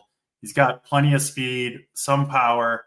I think he can hit for a pretty good average and tearing the cover off the ball so far in the spring. He's been running as well. And, you just kind of add the minor league track record with what he did in a small stint at the big league level and then in the playoffs. And now he's doing it again this spring, hitting near the top of the lineup. And I'm starting to believe. Was kind of a little bit lukewarm on him at the start of draft season, but it's easy to oversell spring training stats. But wouldn't you? Personally, I prefer the players that I'm targeting to perform well. Especially when you're kind of competing for a job, than perform poorly. And he's been awesome. Has cut the strikeout rate. Just think the upside is extremely high, and I think the floor is higher than people give him credit for too. So, yeah, Evan Carter, a player that's really been growing on me these last couple of weeks. Yep, he's been growing on many as they've been putting Langford and Carter back to back every day they play. So, definitely some appeal to that combination on your team. A little almost DFS stacking in a roundabout way. Yeah. For me in this range, I've been flocking to a lot of Seiya Suzuki. 285, 20 homers, 6 steals last year. Was banged up to start the season. Yep. So he's one of those guys where, we can't take all first half and second half splits and run with them. But what I saw with a healthy Suzuki, 13 of the 20 home runs in the second half, 313 average in the second half. OBP skill is great. He's going to score a lot of runs and drive in runs at the top of the order. So I'm liking the development. Similar to I said about Yamamoto earlier. This was year 2 for Suzuki in America, and we saw some improvements as he got healthy. I think comfortability goes a long way. We saw with Ha-Seong Kim last year in San Diego. Let these guys get comfortable in the new settings, and you might see some production. Bellinger back will help. Obviously, it's a good lineup with Happ and Horner and company. So I like Seiya Suzuki quite a bit in this range, especially in a 5 outfield format. He sits in there pretty nicely. Yeah, he was awesome to start the year in April and May, and then just went in the tank for 2 months, June, July. I think they said he needed a mental break or just wasn't playing well, but then did figure it out and was a monster in August and September, including a massive reduction in the strikeout rate.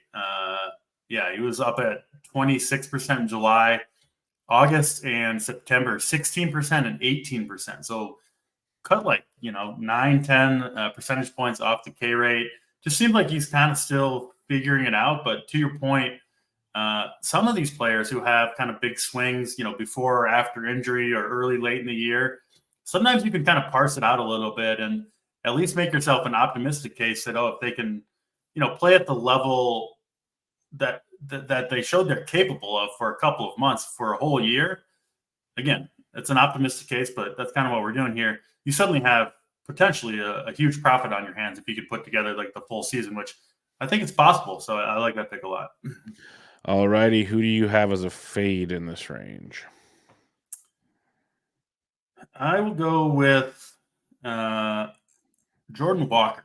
Again, not a, again, I think he's going to have a good career. But from what we've seen so far from Walker, it's kind of hard to get too excited about it. I don't love the Cardinals team. That park is a tough place to hit. Just hasn't shown that much power or speed. They've been kind of hesitant trying to find him a position. He came up as a third baseman, but Arenado's there. I want to say, I thought that was true. So it didn't, was one of the worst defensive outfielders in baseball last year, according to a lot of metrics. So, there's that issue. And if you're really struggling, not comfortable out there in the outfield, does that carry over to your hitting, which maybe it did last year? I think there's a lot of risk, and I don't see that much upside with Walker. So I know he's a top prospect coming up and all that stuff, but yeah, he's a pass for me this year. Yep, I'm out on Walker as well for very similar reasons. Not a ton of power there yet, at least, that gets my excitement. And they might need Goldie not to return next year, and that'll kind of be the way to get him playing time at first base or something. Yep. For me, it's Estuary Ruiz. I'm just not taking a rabbit. Not happening. 67 steals is great. Probably don't need them all if you draft accordingly. Doesn't even have a steal yet this spring, which made me laugh looking at his numbers. But, I'm going to keep it short and sweet. I'm not drafting rabbits, and Estuary Ruiz will not be one of them. And plus, he plays for the Oakland A's. So, really, how many runs is he scoring to begin with? So, you're drafting almost one category with Estuary Ruiz, and I'm out on that.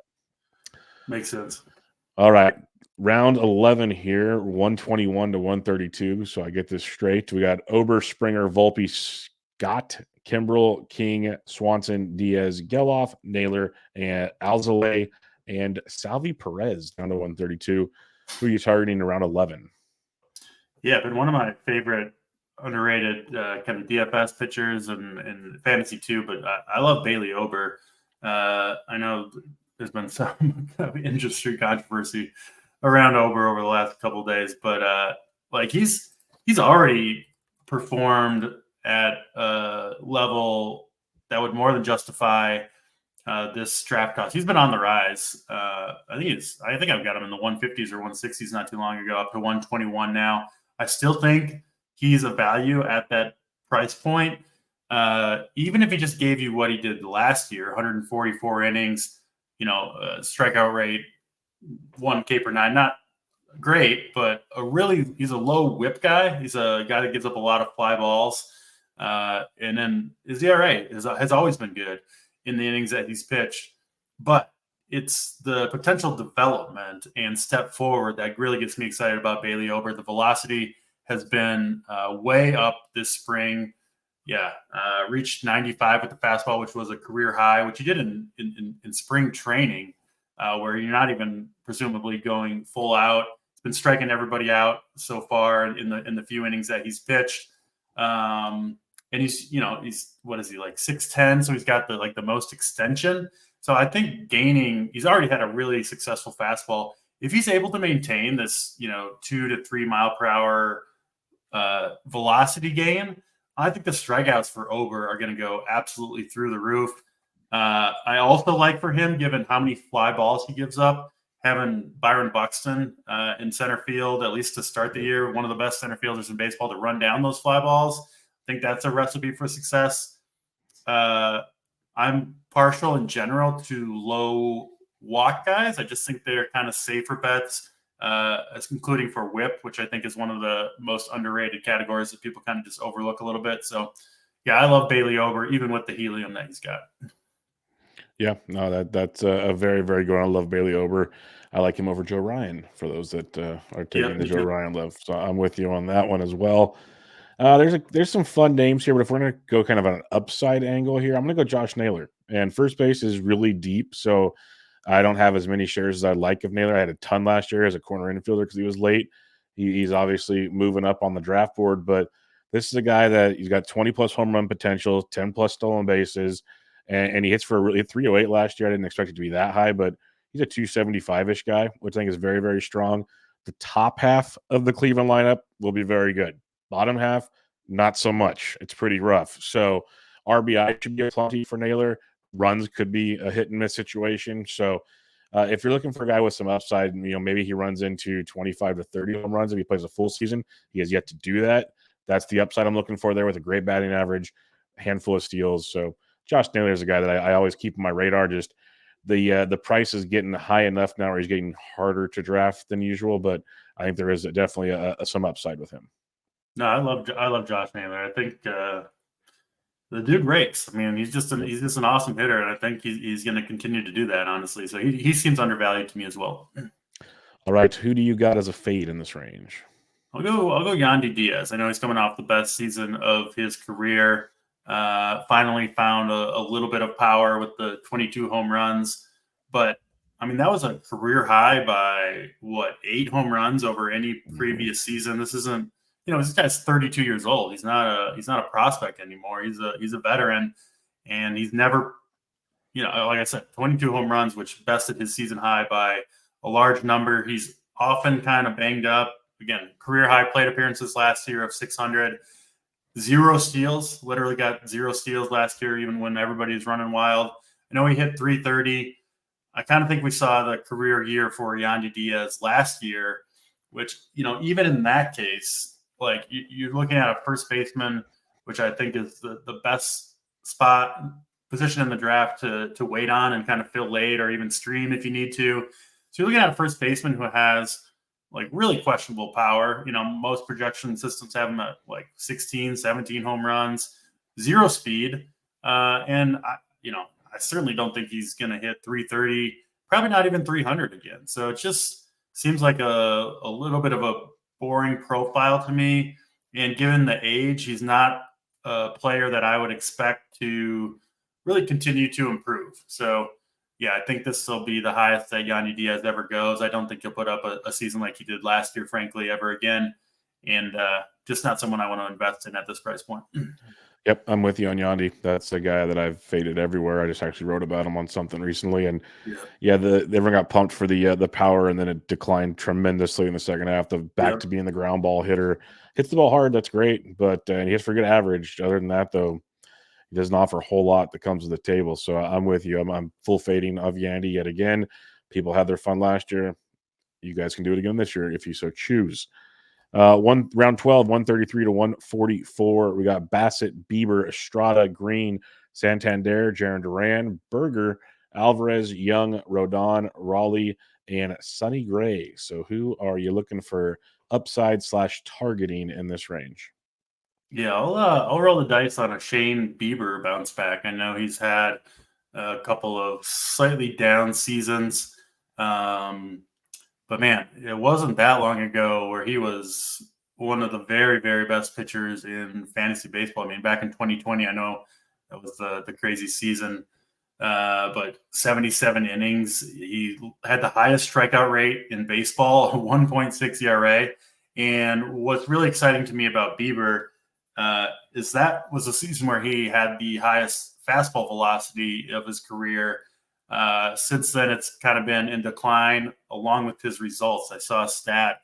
It's like if he's averaging, it's over 92 and a half. He's one of the very best pitchers in baseball.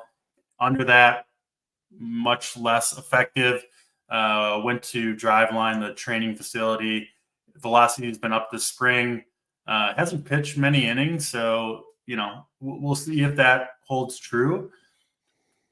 But if it does, and he can return to form, he's only 28 years old. Like we've seen, did he win the Cy Young in 2019 or 2020? He certainly might have.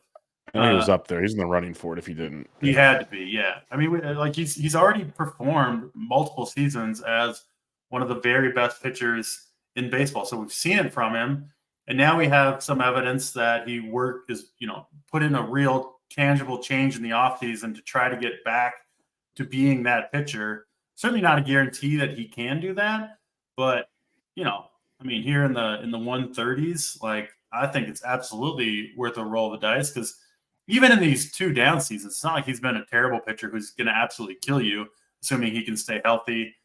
He's healthy right now, and I think he's a really good dice roll. Yeah, the velocity thing is the biggest thing, like you mentioned. If that sustains, then we might get Bieber back. So I think there's definitely a risk worth taking in that one. For me, it's Jake Berger. Third base starts to dwindle as we go through here. I do like Hayes. We'll talk about him shortly. I have a feeling with you. But Berger is a guy that interests me, especially going back to the Alonso conversation, needing power, looking for power throughout your draft. He had 34 home runs last year while hitting 250. But what I love the most is once he got out of the cesspool known as the Chicago White Sox, and he got, you can see he's just happy playing in Miami. Shocker, South Beach will do that to people. He hit 303. Like he only had 9 home runs in 2 months, which is not bad. I guess that puts you into almost a 30 home run pace. I think there's more than that. Obviously, the ballpark might suck some of that away. but the batting average dropped to below 22%. Like I said, the average is up to 303, which is outstanding. The barrel rates, the hard hit rates are still great. So I think there's a lot to like with Jake Burger. He's kind of just freed now to do his thing in Miami. Going to play every day, not have to worry about coming to the ballpark if he's in the lineup or not. He's going to be the dude, staying healthy. He'll play 150 plus games, I think. So that adds to a lot as well. So it's a great power source late in drafts.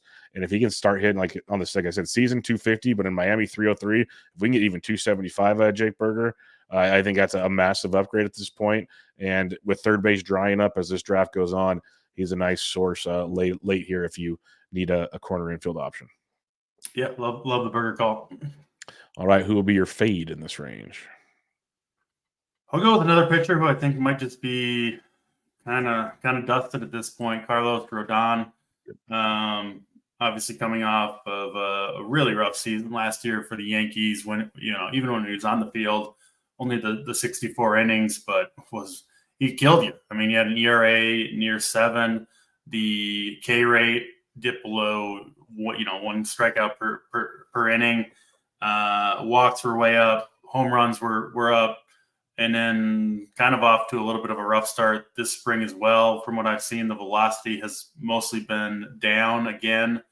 And just, the history of injuries. I mean, he was amazing for your Giants in that 2022 season. But he just makes me so nervous. I do think there is a reasonable amount of upside if you think he can get healthy. I don't trust the health with Rodon. I don't trust the Yankees to frankly keep players healthy in general. So yeah, I'm just out on Carlos Rodon. I think he's too risky, and he's one of those guys who, if you draft him, you're probably going to keep running him out there, and like he could really hurt you, more so than like you might take a bunch of bad stats right on the chin with Carlos Rodon. Like I talked about earlier, having faith in my pitchers to pitch well when their name is called in their first couple times through the rotation. I have no idea what I'm going to get with Carlos Rodon, and frankly, wouldn't be shocked if it was, 2 innings and 6 earned runs, and you're just, crushed right out of spring training. So, yeah, I'm out on Carlos Rodon this year. Yep, I am with you as well. It's kind of optimistic when I saw the velocity back up. That's already back down. I don't know if he's going to be able to stay healthy. There's a million questions with Rodon. So, and then not to mention, you mentioned the Yankees history. Yeah, today's a good point that things aren't going great over there in the medical situation. So I kind of want to be out on the Yankees for the most part in general this year. Yeah, now the Torres call is kind of worrying me thinking back on what's going on there in the Bronx. For me, it's a Hunter Green thing. Like, I see the upside with Hunter Green. I totally get it. The dude is like a flamethrower. He's great when he's on. The question is when he's on. He walks almost 10% of the batters he faces. He had a 1.42 whip last year. His whip will crush you. Strikeouts are great, but also his ERA is rough because half of his games are in Great American Small Park, and he gets destroyed there. He gets just because he leaves his fastball high. If he doesn't blow it past you, it goes a long, long ways. And so that's the biggest thing. Like it's like a Coors Field effect. If you can play him on the road, you've gotten great Hunter Green starts. But similar to what you said about Rodon, you're drafting this guy, you're going to throw him out there. You're going to eat the bad starts, hoping for strikeouts and maybe like 3 runs instead of 5 or 6. And that's going to catch up with you in the end. So I'm just not going to stress out and worry about that on my roster. So Hunter Green will not be on any of my teams. It seems like half his starts he's actively hurting you, which is just not a pitcher. We're still in some pretty premium territory for drafting, and I'm with you on Hunter Green. I wanted to like him coming into the year. There were some reports of getting some new pitches and all that, but he's another one where you're kind of looking at the at least I am, the spring training results a little bit to see if can he implement these new pitches while lowering the walk rate, and so far hasn't happened. And pitching in that park, man, it's like makes you so nervous. You can just get blown up out of nowhere at any point, even if you are pitching well. So I think it's a good avoid. Yep, avoid. Let's head to round 13, 145 to 156 on this one. We've got Riley Green, Wilson Contreras, Merrill Kelly, CES, Murphy, Mullins, McCormick, Ozuna, Soler, Moreno, Friedel, and Luis Ariz. Who are you looking at in this range? Yeah, so assuming you haven't filled your utility with Shohei Ohtani, I think this is a nice discount on Marcell Ozuna. Obviously, say what you want about his history and all that stuff, but as a player, I mean, he had 4 home runs last year with a 274 average, playing for the best lineup, one of the top 2 in baseball in the Atlanta Braves. He's out there almost every day, almost 600 plate appearances last year. And I mean, it kind of seems like he got his head on straight a little bit last season. And if he can continue to do that, and he does kind of seem like a player where you'll kind of know early, right? Is he in the right mindset? Is this going to be a decent Ozuna year? I think it will be. Playing on that team doesn't have as much pressure. Obviously, all the guys on base around him. And I mean, to get 40 home runs and a good batting average at what is this pick 150, 152? And obviously you can only have one utility. People don't want to take that type of player, but you just can't find that type of production at this draft cost. So yeah, I'll take the risk on Ozuna, and yeah, if you got to cut bait on him, that's all right. But I mean, I think he can put up another season like he did last year, which would be a huge profit at this draft cost. Yep, no doubt about it. I'm starting to buy more and more into him as draft season goes on, especially that lineup context goes a long, long Yeah. ways. For me, it's kind of there's a couple upside guys here, but I'm going to go with Chas McCormick. I've been kind of digging in on him. It's a boring name. NFBC still makes him look like he's going to school if you look at his picture on the website, but he nearly goes 20-20 last year in 115 games, 22 and 19, and hit 273, which is great. He's now going to be the primary center fielder in Houston. That was as a part-time platoon guy last year. So I don't look at the projections much here. They have him for like 125 games. He's going to be the primary guy. He's playing 140 to 150 in my mind. So now you're getting a 20-20 bat that could hit for a pretty decent average, score a boatload of runs. Now, even similar to your Harris, like Michael Harris, way better than McCormick. Not going to compare those two. Yeah. But McCormick hitting at the bottom of the order in a very good lineup, it wraps around. Like there's a ton of run production in his profile, 85 to 100, give or take, somewhere in there. So I'm a fan of McCormick. Anytime I get a 20-20 bat as this late in the draft, I like building around that kind of structure. So I'm taking a chance. Maybe I'm wrong. Maybe they do something different. But Chas is supposed to be the guy there, and he's a guy I've been looking to add as like a 3rd or 4th outfielder right now. Love it. I think he's just a little bit underrated for whatever reason. Yep, 100%. Who would you be fading in this range? Cedric Mullins, I think, is a pretty good fade. Just a player who kind of seems like the Orioles have almost outgrown him a little bit with all the prospects that they've got coming out. Mullins has been banged up quite a bit. I know he was last year with the hamstring or groin. Now he's got a hamstring already that he's dealing with for a player who is frankly provides most of their value with the steals. The bat has been in decline. He hit 233 last year, started to lose some playing time.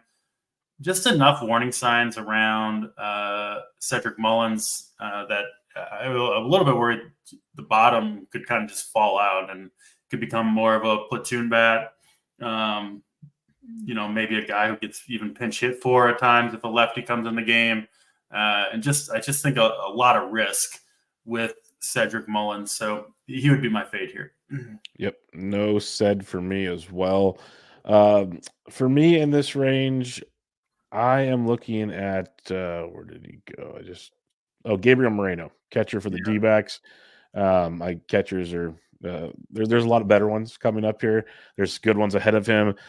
He's getting that postseason hype. Like he's going to hit for average. That's fine. That's good. So will Kyber Ruiz later on. Kyber Ruiz probably has more power than Gabriel Moreno as well.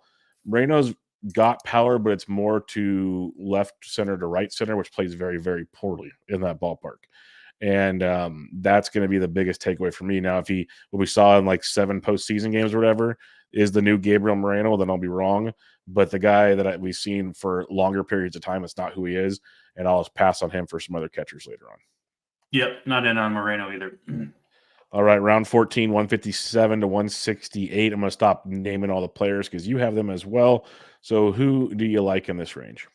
What was the pick range? 157 to 168. Yeah, 157. Yeah, we talked about him previously, but Brian Hayes for the Pirates, we've been kind of waiting for his breakout. Seems like for a few years now. The big problem he had, he's always hit the ball hard. He's always had a good eye, good plate discipline. He just never pulls the ball, right? You gotta he's trying to go out to right center field, to dead center field all the time, and it really reduced his power.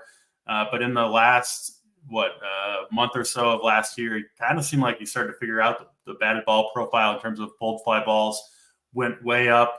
And don't want to bring up spring training stats for every player, but for a player like Brian Hayes, who seemed like he made a good change at the end of last year, it looks like it's continued. He's got 3 home runs and 23 plate appearances already this spring. Hasn't struck out yet a single time.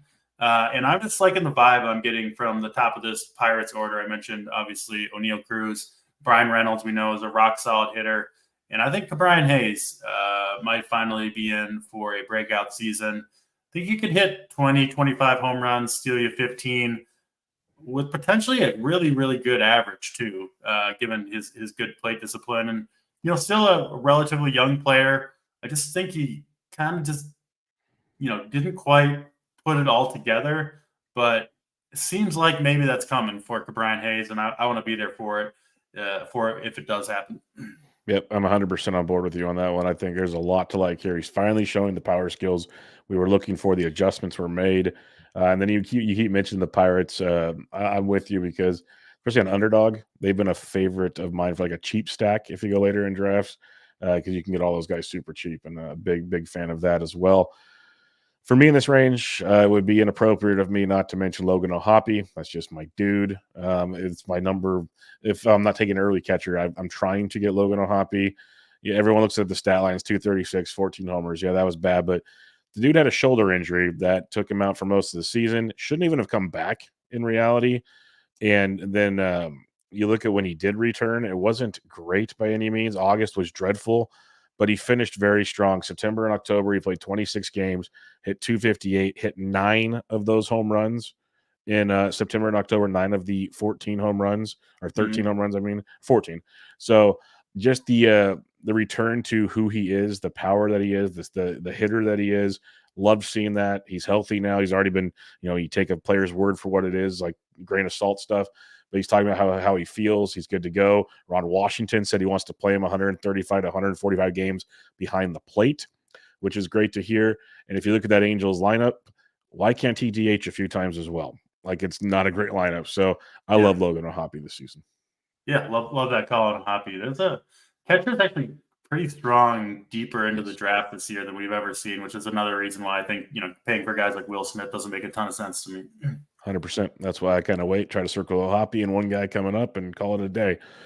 Who do you fade in this range from 157 to 168? Nick Pivetta. I know he's kind of a sleeper pick for many. With the way he finished last season, right? They kind of moved him to the bullpen and then stretched him out from there. And he did finish the year very strong. But this guy has never had an ERA below 4 in his entire career. He's a 31-year-old pitcher who's been pitching, 6-7 years. Career ERA of 4.86. And I didn't see enough in changes underlying metric wise to really think that he is a totally new pitcher. He got the velocity up for a little bit when he was only pitching 1 or 2 innings, but once they stretched him back out, the velocity kind of followed back down. So I just don't see a pitcher who I think can maintain what he did in the second half of last year.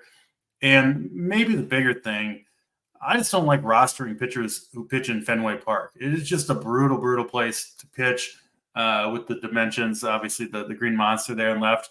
It increases BABIP enormously. It's a really tough park even to get strikeouts. And it's one of those places, I play a lot of DFS and stacks in Fenway are just the nuts, right? Because it's just that type of park where things can snowball in a hurry and so kind of like your 100 green call, I'm not going to feel that comfortable starting Pivetta against most opponents, frankly, when he's pitching at home and in Fenway Park. And those are the types of pitchers that I kind of want to avoid. I acknowledge there's some upside if he can do what he did last year, but I'm not really buying it with Nick Pivetta. Yeah, I've been going back and forth on Pivetta because what he did in the second half was fun, but can he do it for a full season? That's the question. There's other pitchers to kind of take a peek at, so it's tricky for sure. I'll take an easy way out here. I'll just say Kenley Jansen. The dude probably won't even be a closer later in the season. Might not even start the season. Let's put it that way. So I'm going to take the easy way out. Just fade Kenley Jansen in this range. I actually like a lot of this range overall, so I'll fade Kenley on this one. Round 15. Oh, yeah, sorry. Well, I was just going to say, there can't be much time left for Kenley. And whatever his last season as closer, which this seems like maybe it would be, I could see him just being awful until it's basically done. Like put him out back. He's gonna kill you on the way out, whenever that is. Yep, 100% on that one. Round 15, 169 to 180. Who do we like here? I'll go with we talked about how strong catcher can be. Mr. Jonah Heim. I'm in on the Rangers this year. And Heim he was amazing. I think maybe you were in on him last year. Yes, I was. That first half of the year, he was like pulling up his numbers now. Yeah, first half of the year, like he was just absolutely crushing it. Low strikeout rate, a good defensive catcher, so he's going to be back there often. He got hurt right in the somewhere in the middle of the year. Yep. Came back and just really wasn't anywhere close to the same hitter that we saw.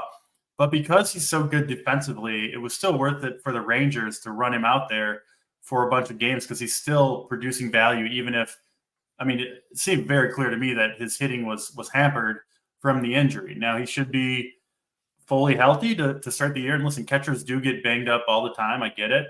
But I would kind of expect him to at least start the year hitting more like he did in the first half of last season, getting about as much playing time as any other catcher, hitting in the middle of that Rangers lineup. I think he's projected to hit 4th or 5th to start the year.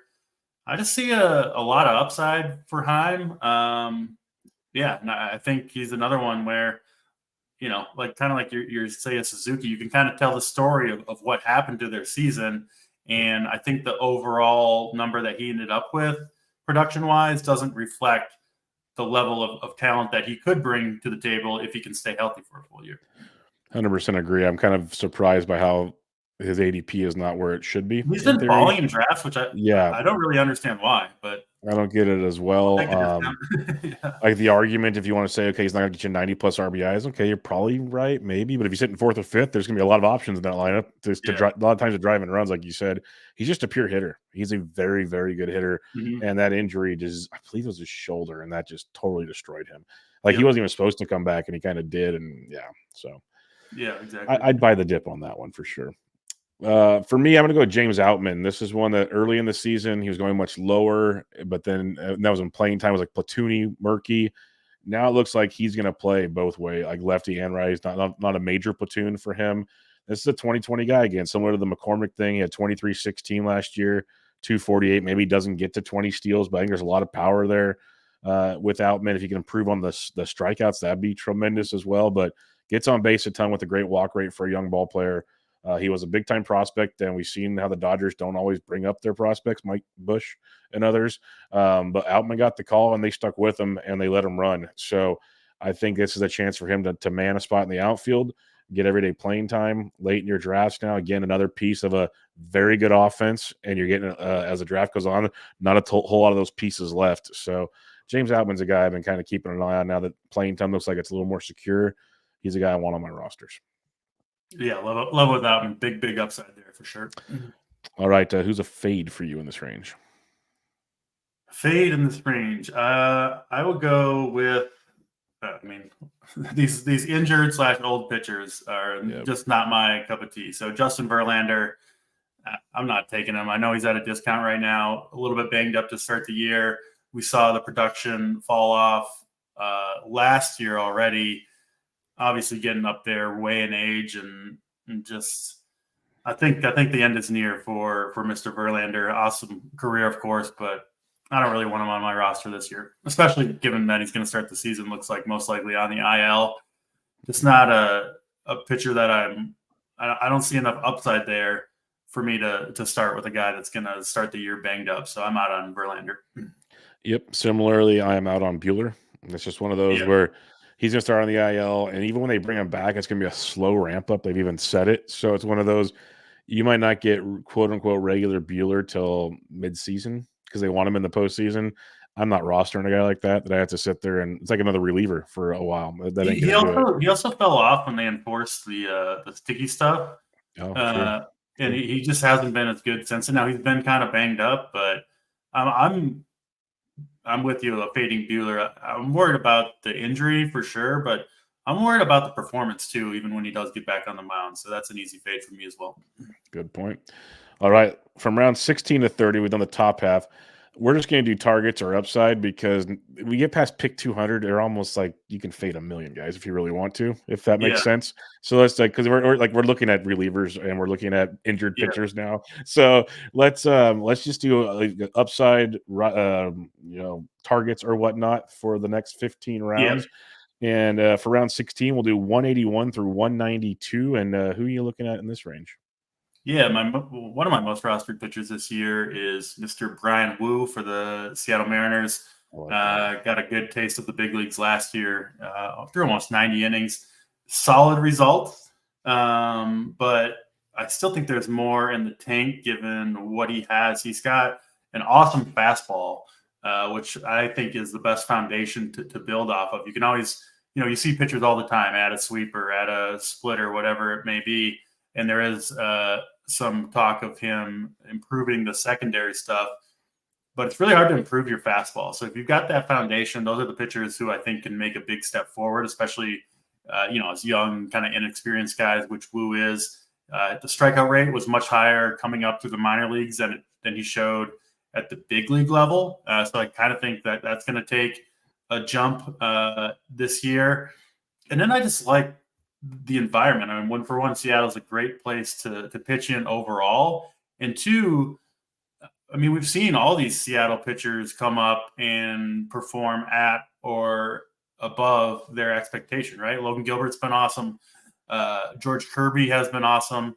I think we'll see Bryce Miller perform well. And I think Brian Wu is going to become a really good starter for the Mariners. I think can give you, I mean, he threw 130-ish innings last year. So he should be a full go right from the get-go. I think he is just better than the projections say. And, kind of in contrast to a Nick Pivetta or a Hunter Green, where you're worried about all these, starts in bad ballparks.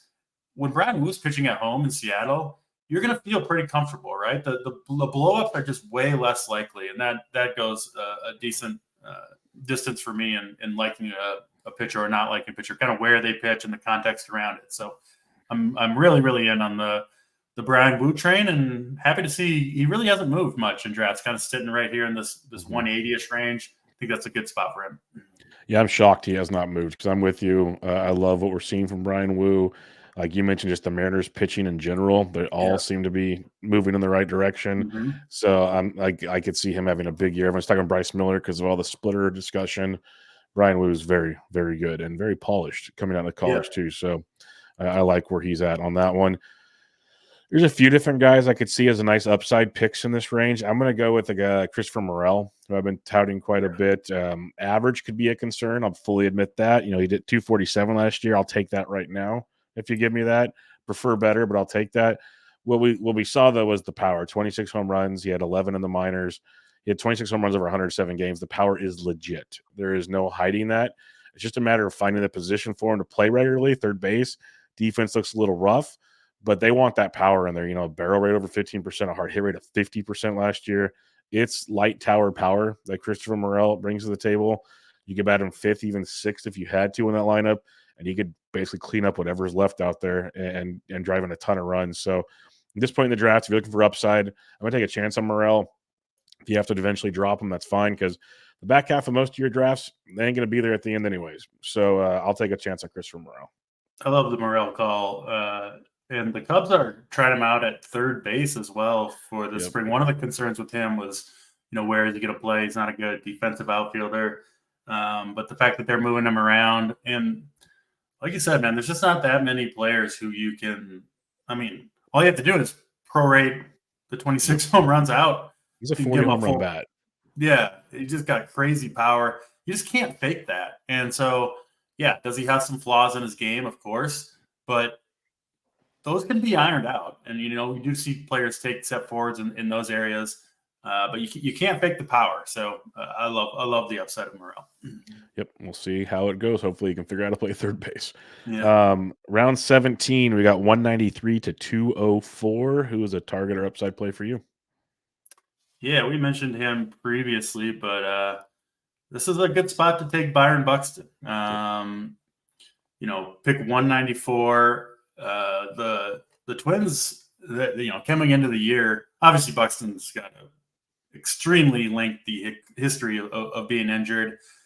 Also has a pretty good history recently of performing really well when he's on the field.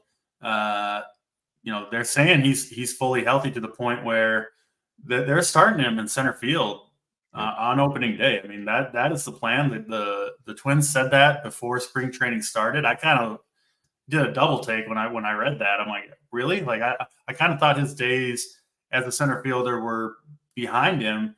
I mean, last year at this time, they were saying, no, he's the DH. He's not going to play the outfield because they knew he wasn't healthy enough to do so. Now he is. And how long will it last? I mean, it could be one day. We don't know. But the upside is there. There's no question about it with the bat and the speed potentially. He's saying wants to steal 30 bases. Again, of course, if you're betting, you're going to take the under on 30 steals. But the fact that he's just willing to run, feels healthy enough to be able to say something like that, is going to play center field.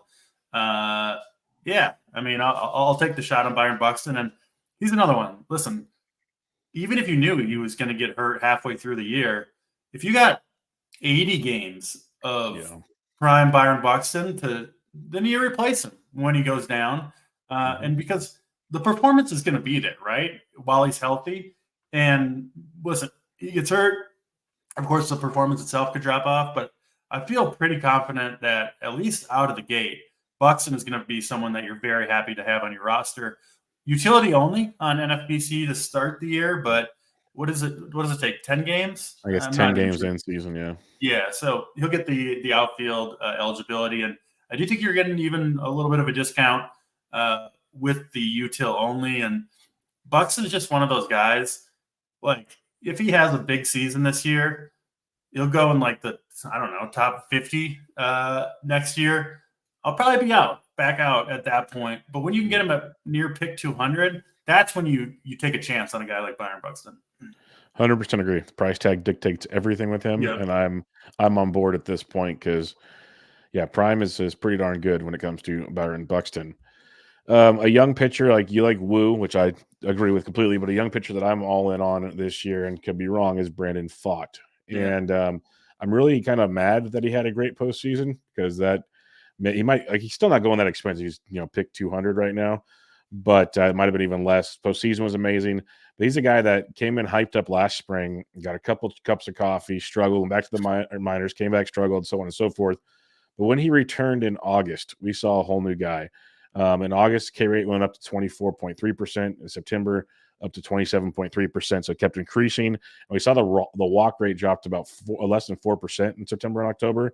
He made an adjustment on the rubber when he was in the minors that last trip through, moved to the other side of the rubber, which helped him with locating pitches much more. And I believe he also made a pitch mix change as well. Young pitchers, these are the kind of things I look for as the development comes in. And most importantly for a young pitcher, innings are there. That is not a concern with Brandon Pfaadt. He's fully stretched out.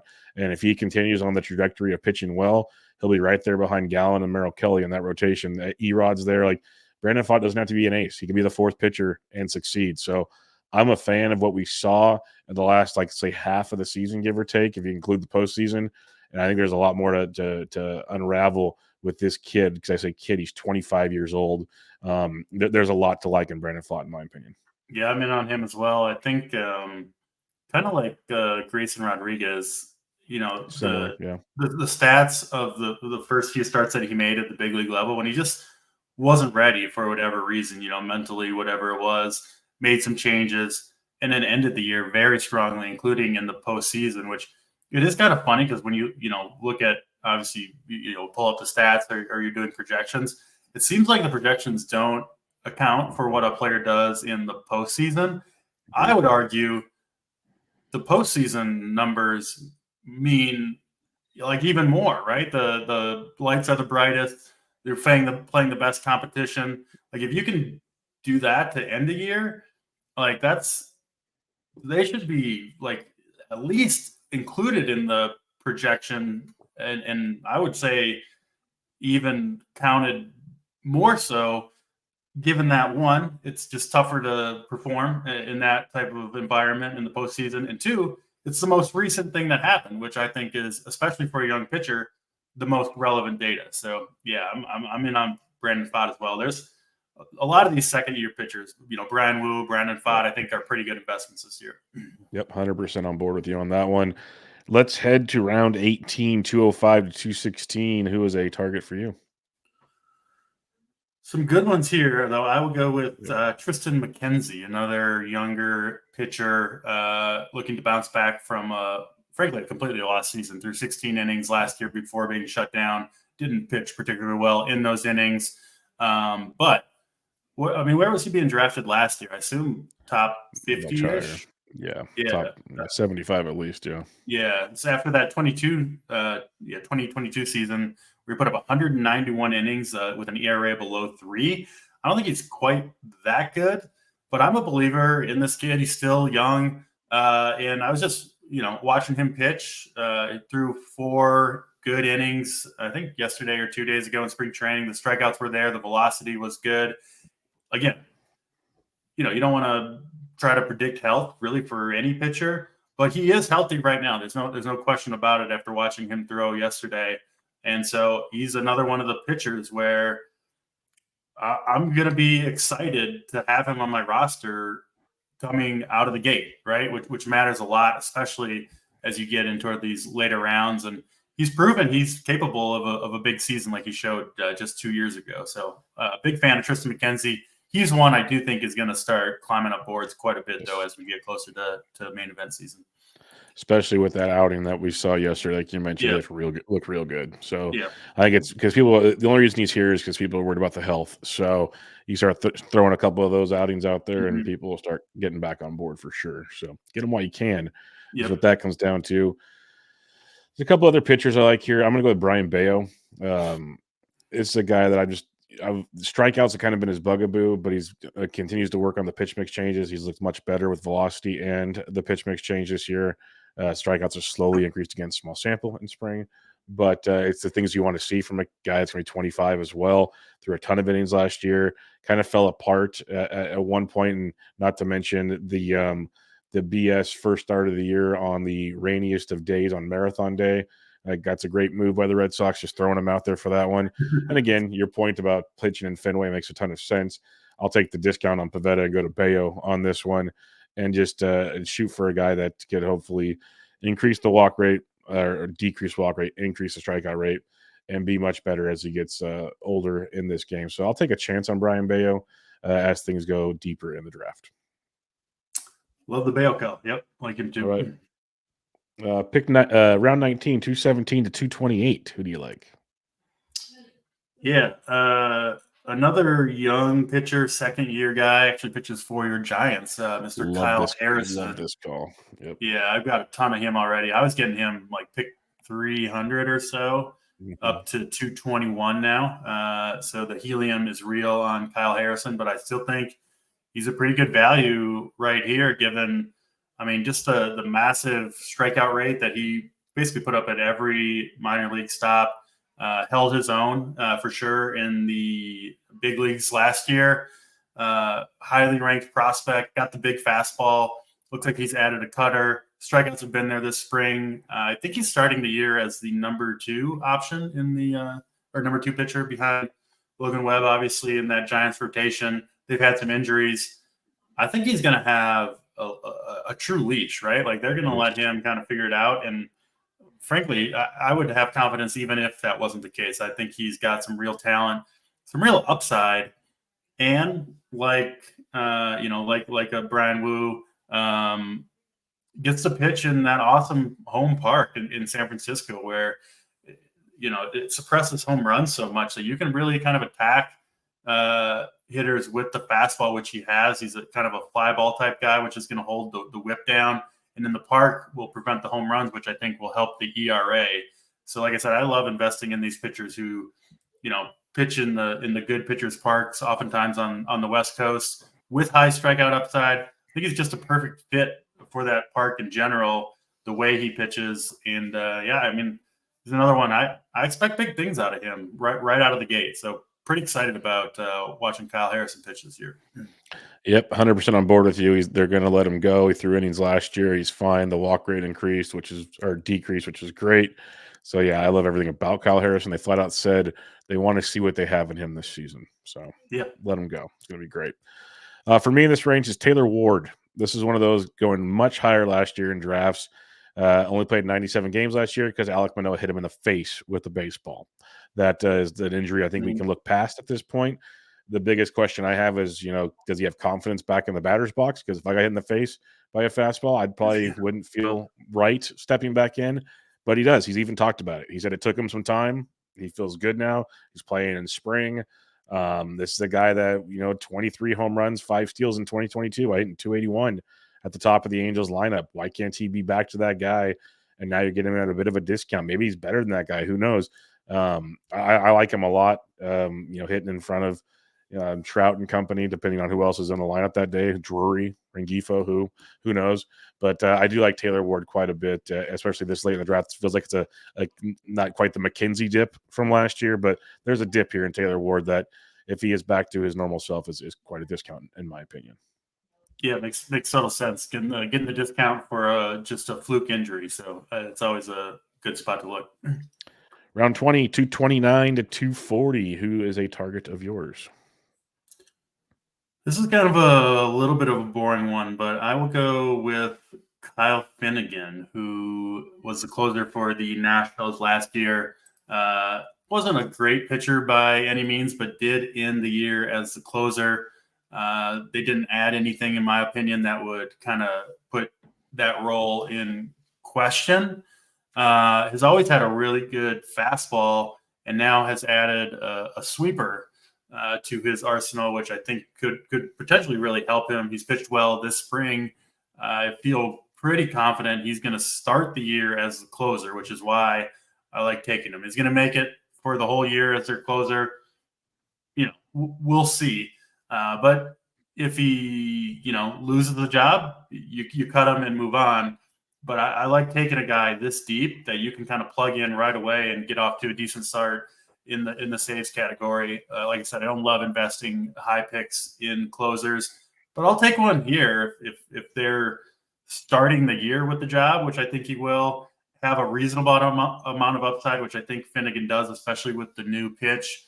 Down to pick 238 for a guy who I kind of want in my lineup every week to start the year. Seems like a pretty good investment. We didn't mention him before, but I would throw Estevez from the Angels kind of in this group as well. Just a cheap closer who has the job to start the year. Plug him in and see how he does and go from there. I think that presents some good upside. If you, what's the upside? You get a full year of saves. He gets you 35 saves. I mean, we've seen not the best pitchers just hold the job sometimes for the full year and give really, really valuable seasons. Yep, I totally get it as well. For me in this range, it's kind of a boring one as well, but to me shows the depth at first base and people just reading stat lines. And I'm going to go with Anthony Rizzo, and this could be, again, back to the Yankees medical staff sucking at life. But Rizzo, 244, 12 homers last year. Played about 2 months with a concussion. We found out later on, which says a lot because he got concussed on May 28th. I've given this argument on a few shows, but we'll do it again here real quick. From opening day to May 28th, though, basically 2 months of baseball, he hit 304 with 11 of those 12 home runs. That stands out in a big way to me. He was barreling the ball over 10% with a 40% hard hit rate. He is fully concussion free. He's done all the testing. Who knows? Maybe we don't see the full Rizzo of old, but again, if we're talking around 20, Anthony Rizzo on a Yankees team, if they can finally stay healthy, should be okay offensively. We'll see. I just like the upside as a corner infielder, or if you totally waited on first base, Rizzo's there as well. And I think there's another 20 plus home runs and who knows what more. So I think there's a lot to like there with Rizzo at this point in the draft. Yeah, we've kind of been a running theme, but I love a lot of the players where you can kind of explain away some of their struggles due to injury. Yep. And especially when they seem to be completely over it at this point, which Rizzo certainly does. Round 21, we got 241 to 252. Yeah, I know I talked about, going for the safe ballparks and all that stuff, but I got to go back to my guy, Nick Lodolo here. I do think he is, when healthy at least, the superior pitcher to Hunter Green. It seems like based on their draft prices, it's for sure true that Green has the more hype behind him. But I mean, Lodolo's numbers coming up through the minors were just insane. Some of the strikeout to walk ratio. He was a control guy. Has had some really, really dominant starts in his brief big league career. And then also, a lot of kind of blow up spots. Obviously last year dealt with a leg injury, and then you got the slow start to spring training where I don't have as much of him as I would like because I was kind of scared off. Kind of seemed like he wasn't healthy. But then they gave him the go-ahead, and he just a couple days ago, they let him throw 2 innings. He pitched well, and the velocity was up a couple miles per hour as well, which I didn't really expect given that he's kind of coming back from injury. If it's somehow like an improved version of Lodolo that we've seen, I really think his upside is just so high. I also acknowledge a decent chance he's going to be a drop early on in the season. I'm not even sure I want to run him out there for his first start, kind of depending on who it's against. But enough upside here where I'm willing to say, okay, that didn't work out, whatever, I'll cut him and move on. Because I think like I said, I just think the upside is too high for me to pass up in this range. Yep. Yeah, I agree because, we talked about Green, but Lodolo, it's too cheap. Last year, they're going right next to each other in drafts. I am concerned with the injury, but he did make a start over the weekend. We'll see how that continues to go forward. But, at this point, you can take that risk for sure. For me, it's Mackenzie Gore. He got shut down because he was an innings limit last year. That's pretty much the gist of it. So he got 136 innings out there. Ratios were what they were, low 4s. But he dropped the walk rate 3% from his rookie season, which I like to see. Lots of strikeout upside there. And you just want to see a development from a pitcher as the season goes on. And in August, he had a 3.76 ERA, which is by far the best month of his season. And he had his best K to walk in the second half, at least at 14.2. As the season went on, as he maybe tired out, his walk rate continued to move up again. So there's a few things with Gore that stand out to me as to be optimistic with. Now, playing for the Nationals is not one of those.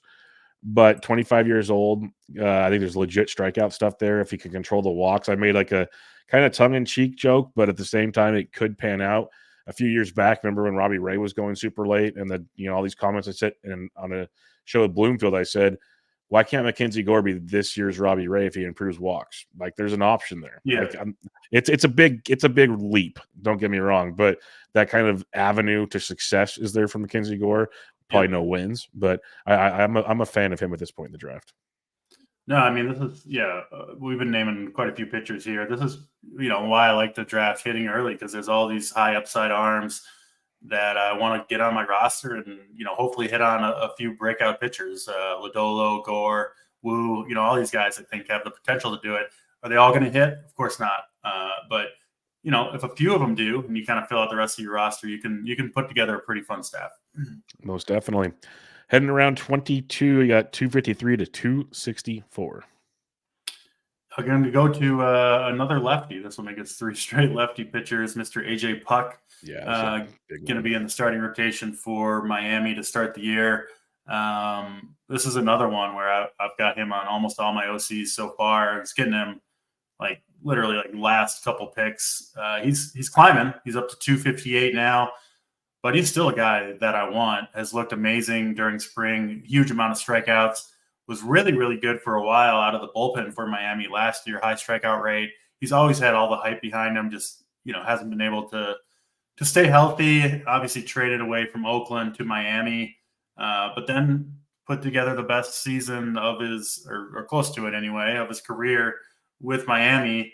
Now they're stretching him out as a starter, and so far it looks like it's going to work. I think he's stretched out to 50, 60 pitches already. I think by opening day he'll be, a guy who can give you 90 plus pitches, just a full on starter. Now, obviously, you don't know how long he's going to last, if it's even going to work, but we know for sure the talent is there.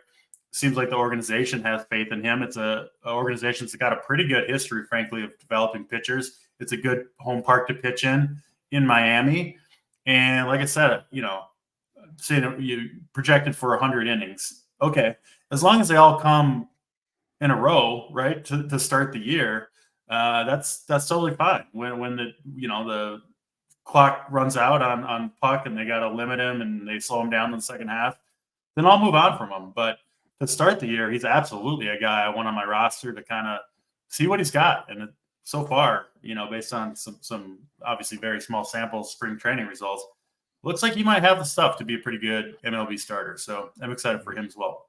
Yep. Big fan of AJ Puck. At one point, Luzardo and Puck were the two top pitching prospects for the A's. Now they're both in Miami, and Puck's trying to make his way back to the rotation. That's the guy I have here. I really don't like this 12 picks overall, so I'm not going to sugarcoat anybody else in this range, and we'll just move on. But I love everything about what we're seeing from AJ Puck's improvement, and he is going to skyrocket here pretty soon if he has another good outing in spring training.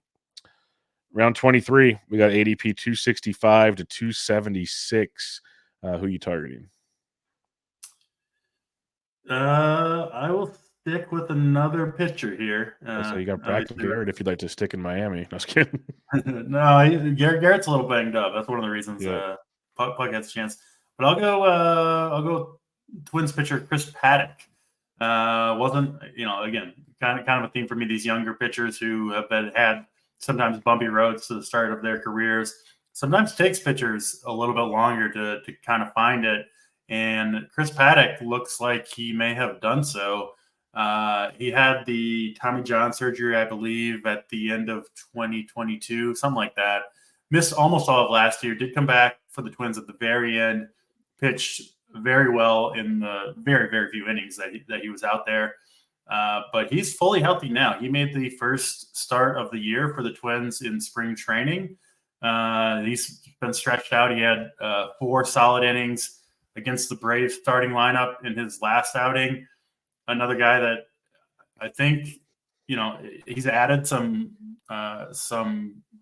pitching depth to his arsenal with the Twins. Twins are another team. They took Pablo Lopez to a new level. They've uncovered a lot of Bailey Ober is the guy that people didn't expect to be as good as he is. Joe Ryan has been good for the Twins.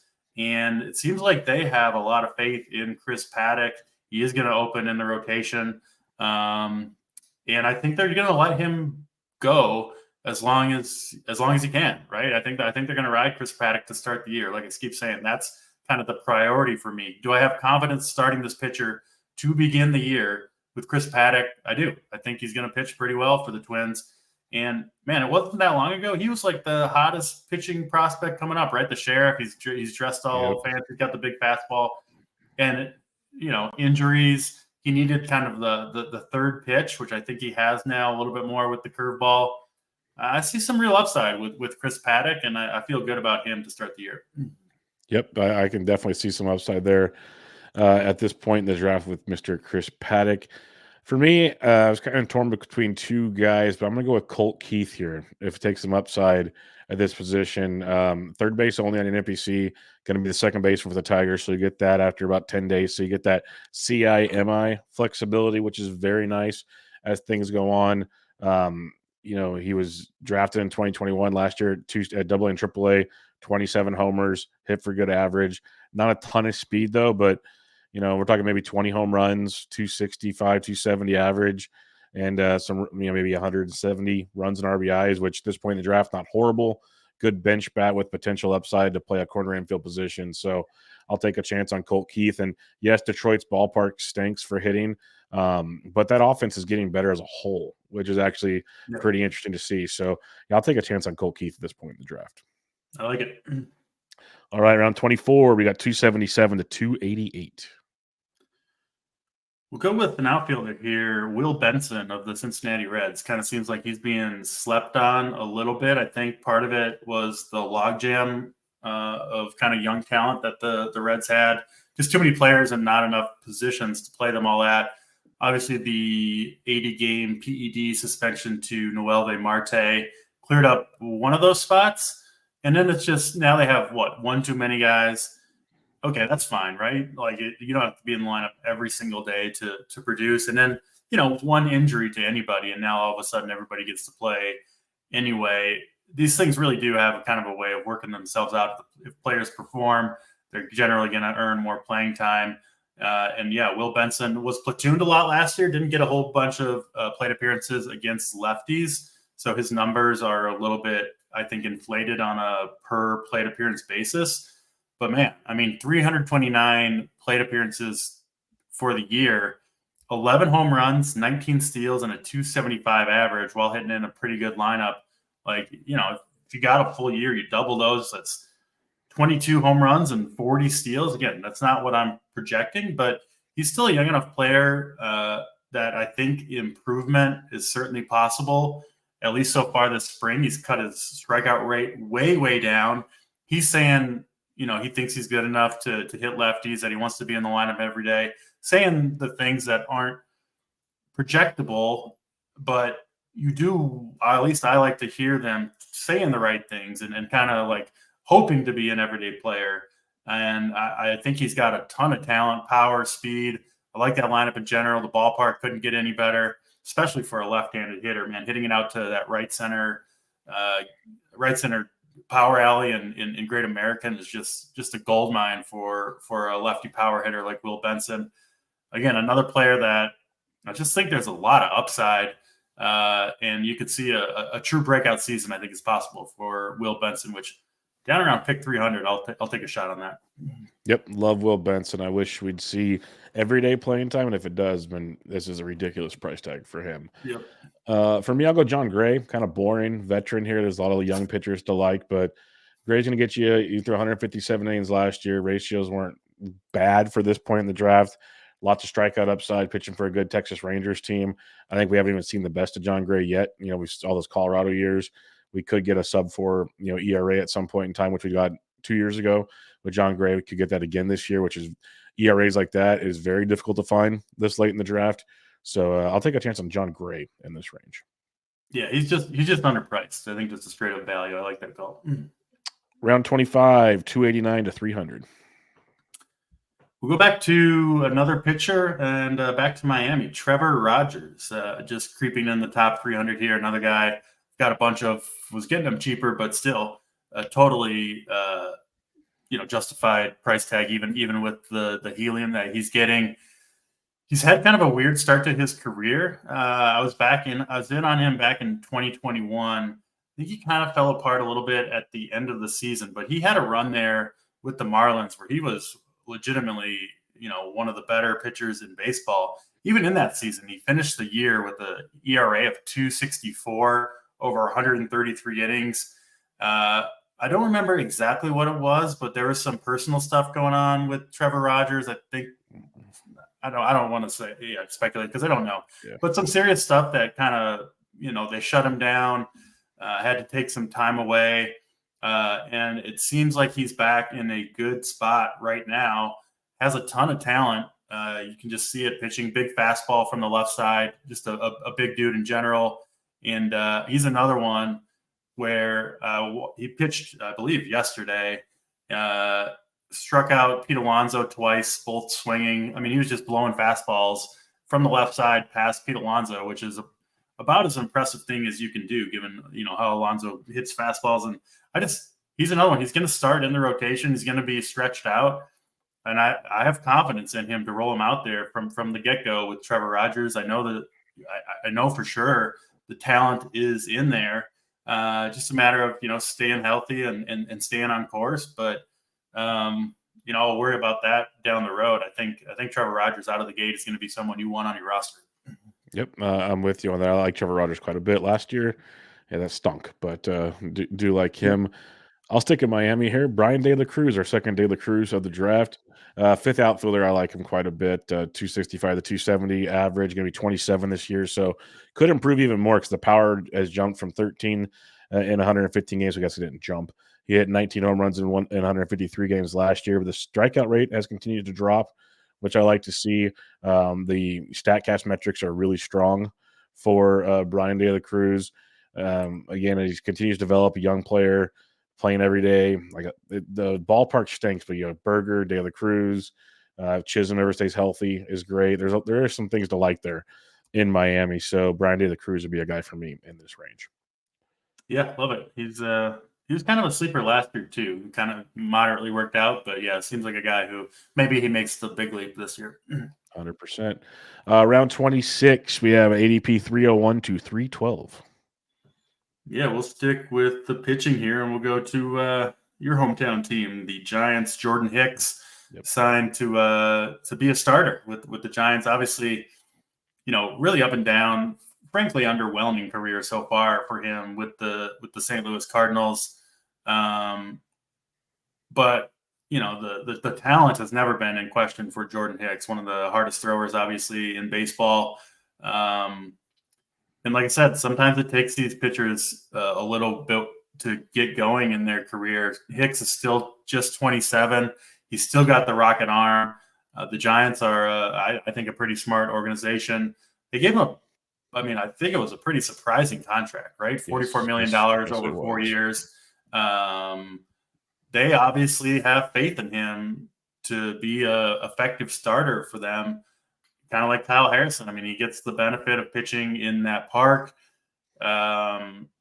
He's thrown. It's been a little bit up and down this spring, but I think his last outing struck out 6 guys over 4 1/3 innings. So he's ramped up. He's stretching out, getting a start in the rotation, and I kind of want to see what happens with Jordan Hicks. I think it's maybe a little bit of a long shot that he has a big year, but I do think his upside, right, his top 10 percentile outcome could look really, really good, which is kind of the type of pitcher I'm looking at this range. So I'm in on Jordan Hicks this year.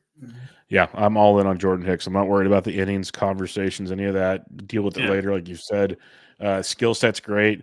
At first, I was worried they're going to baby him to ramp him up. They're already ramping him up, so we are good to go. He's a full go right out of the gate. Yes, yep, I love it. Yeah, that's what. Once they went that direction, I was all in. Zach Neto for me. If you're looking for some late round middle infield help, this is a guy with 20+ home run power. Projections got him for 10 steals. Maybe get a little more out of that. Good batting average, plays good defense. Still 23 years old, so we don't even know who he really is fully, which I think is great as well. So if you're looking for some late middle infield help, which you might need, because I mentioned second base is not what it once was, and shortstop, people go heavy early there. So Zach Neto is a guy you can look to later in drafts at this point. Yep, love that call. I've been in on him the last year or two, and I think there's more in the tank for him too. All right, round 27, we got 313 to 324.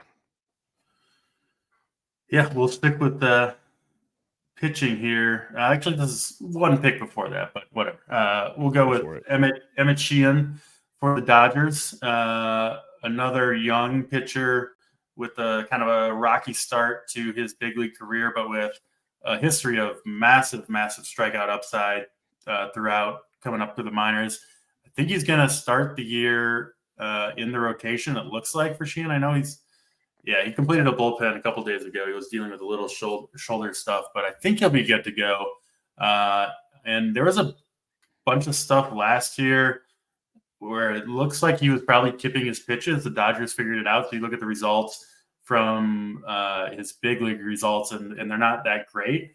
But I love when there's kind of an explanation for it, right? Because if you look at the projections, they're not taking into account, at least I don't think so, that a pitcher, maybe was hampering himself by tipping pitches. So I think he's a better pitcher than he showed. He still wasn't terrible in his rookie year.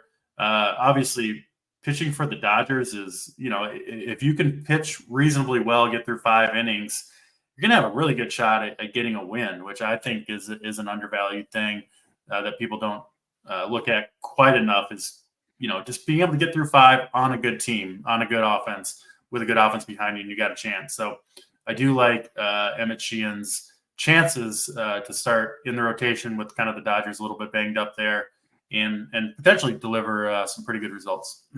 Yeah, he's got the makeup to make things work out really well. Just a matter of getting you the innings like you talked about. So worth the gamble at this point in time. A boring pick here, but continually puts up pretty good numbers is Josh Bell. If you need a late corner infielder, 20 home runs in 2 of the last 3 seasons, 17 or more each time, hits around 260. He'll drive in and score between 150 runs and RBIs combined, give or take. So nothing super, super flashy with Josh Bell, but for a late round corner infielder that you really don't have to worry about throughout the season, I'm a fan of picks like that. Like, take the chances. We've talked about a lot of those. If you don't, you'll need a couple kind of boring plays in there. Josh Bell kind of fits that mold for me. Another guy that went to Miami and is loving life down there. So, like, if I could have given you the splits like I gave Berger when Bell went to Miami, things improved tremendously as well. So, I think there's a lot to like with Josh Bell full season with the Marlins. Like that call. All right, round 28, 325 to 336. We'll stick with the Marlins. A lot of Marlins on our list. A lot of bad teams, a lot of bad teams down here. That's the world we live in. Yeah, and coming off an absolutely awful year where everything went wrong for Tim Anderson. I mean, he was truly one of the worst players in baseball last year. And, had the Jose Ramirez incident. The White Sox were just a complete dumpster fire. Just everything that went wrong seemed like it, everything that could go wrong seems like it did for Tim Anderson. But I mean, prior to last year, when he was dreadful. There's no beating around the bush on that one. But I mean, 4 straight years of a batting average over 300, a little bit of pop, some steals, which he actually did steal 13 bases last year. He's 13 for 15 after going 13 for 13 the year prior. I think that number would have been much higher if he just wasn't so dreadful offensively, right? He was just never on base. I mean, he didn't have that many opportunities to run, but he's still fast enough and a good enough history as a base stealer where I think you could really see that number spike under the new rules. It wouldn't shock me to see him steal 25 bags for the Marlins while getting the average back up closer to 300. Again, this is one where, maybe you draft him to put him on your bench and just see what you got. But he is going to open the season as their everyday shortstop. He's still a good defender. And so, unless he's just truly as horrible as he was last year, in which case, okay, you cut him and you move on, he's still not going to hurt you that bad because he's going to be in the lineup every day. So you do accumulate some stats just from that fact. So he seems like a pretty good shot to take a late round dart on, see what he's got so far this year. And if it's ugly again, then you find someone else and you move on. But, still only 30 years old. And prior to last year, he had put up 4 really valuable fantasy seasons in a row. Seems like a decent shot for a bounce back here in a new spot in Miami. Yep, I agree with you on that one for sure. He does intrigue me. Sean Manaea's another guy for me that I love what he's doing. Wish he didn't have the start he had the other day in spring training, but finished the year at the Giants really, really well. ERA around 3.5 in the second half of the season. He was pissed over there the way they utilized him. Now he's gonna be a regular starter in New York, so I'll take my chances with that one. All right, we'll wrap it up there as everybody going down the end here. Like half of the guys who look at ADP aren't even drafted in every league. So take your chances where things go. But final thoughts on draft season. You got main event coming up or plug anything you need to plug at Run Pure. What do you got going on these days? Yeah, I'm over at Run Pure Sports. We're mostly a DFS and sports betting type company, not a ton of seasonal content. We do some best ball stuff as well, but not the place if you're looking for mostly seasonal stuff. But yeah, you can catch me on air. A lot of free YouTube shows breaking down DFS stuff every day with my guys over there. Some of those shows are premium leading up to lock, but yeah, really fun community for anyone that wants to get more involved in the DFS or betting community. We've got a lot of really good winning players on the RPS team, and Yeah, I guess this is a fun show. We ran kind of long. We were looking at 2.5 hours here, but I always like breaking down these. This is a fun yearly tradition that we get to do.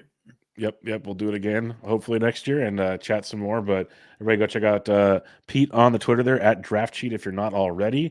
And I'll be back to you guys later this week with another episode. But for now, this was Benched with Bubba, episode 661. See y'all later.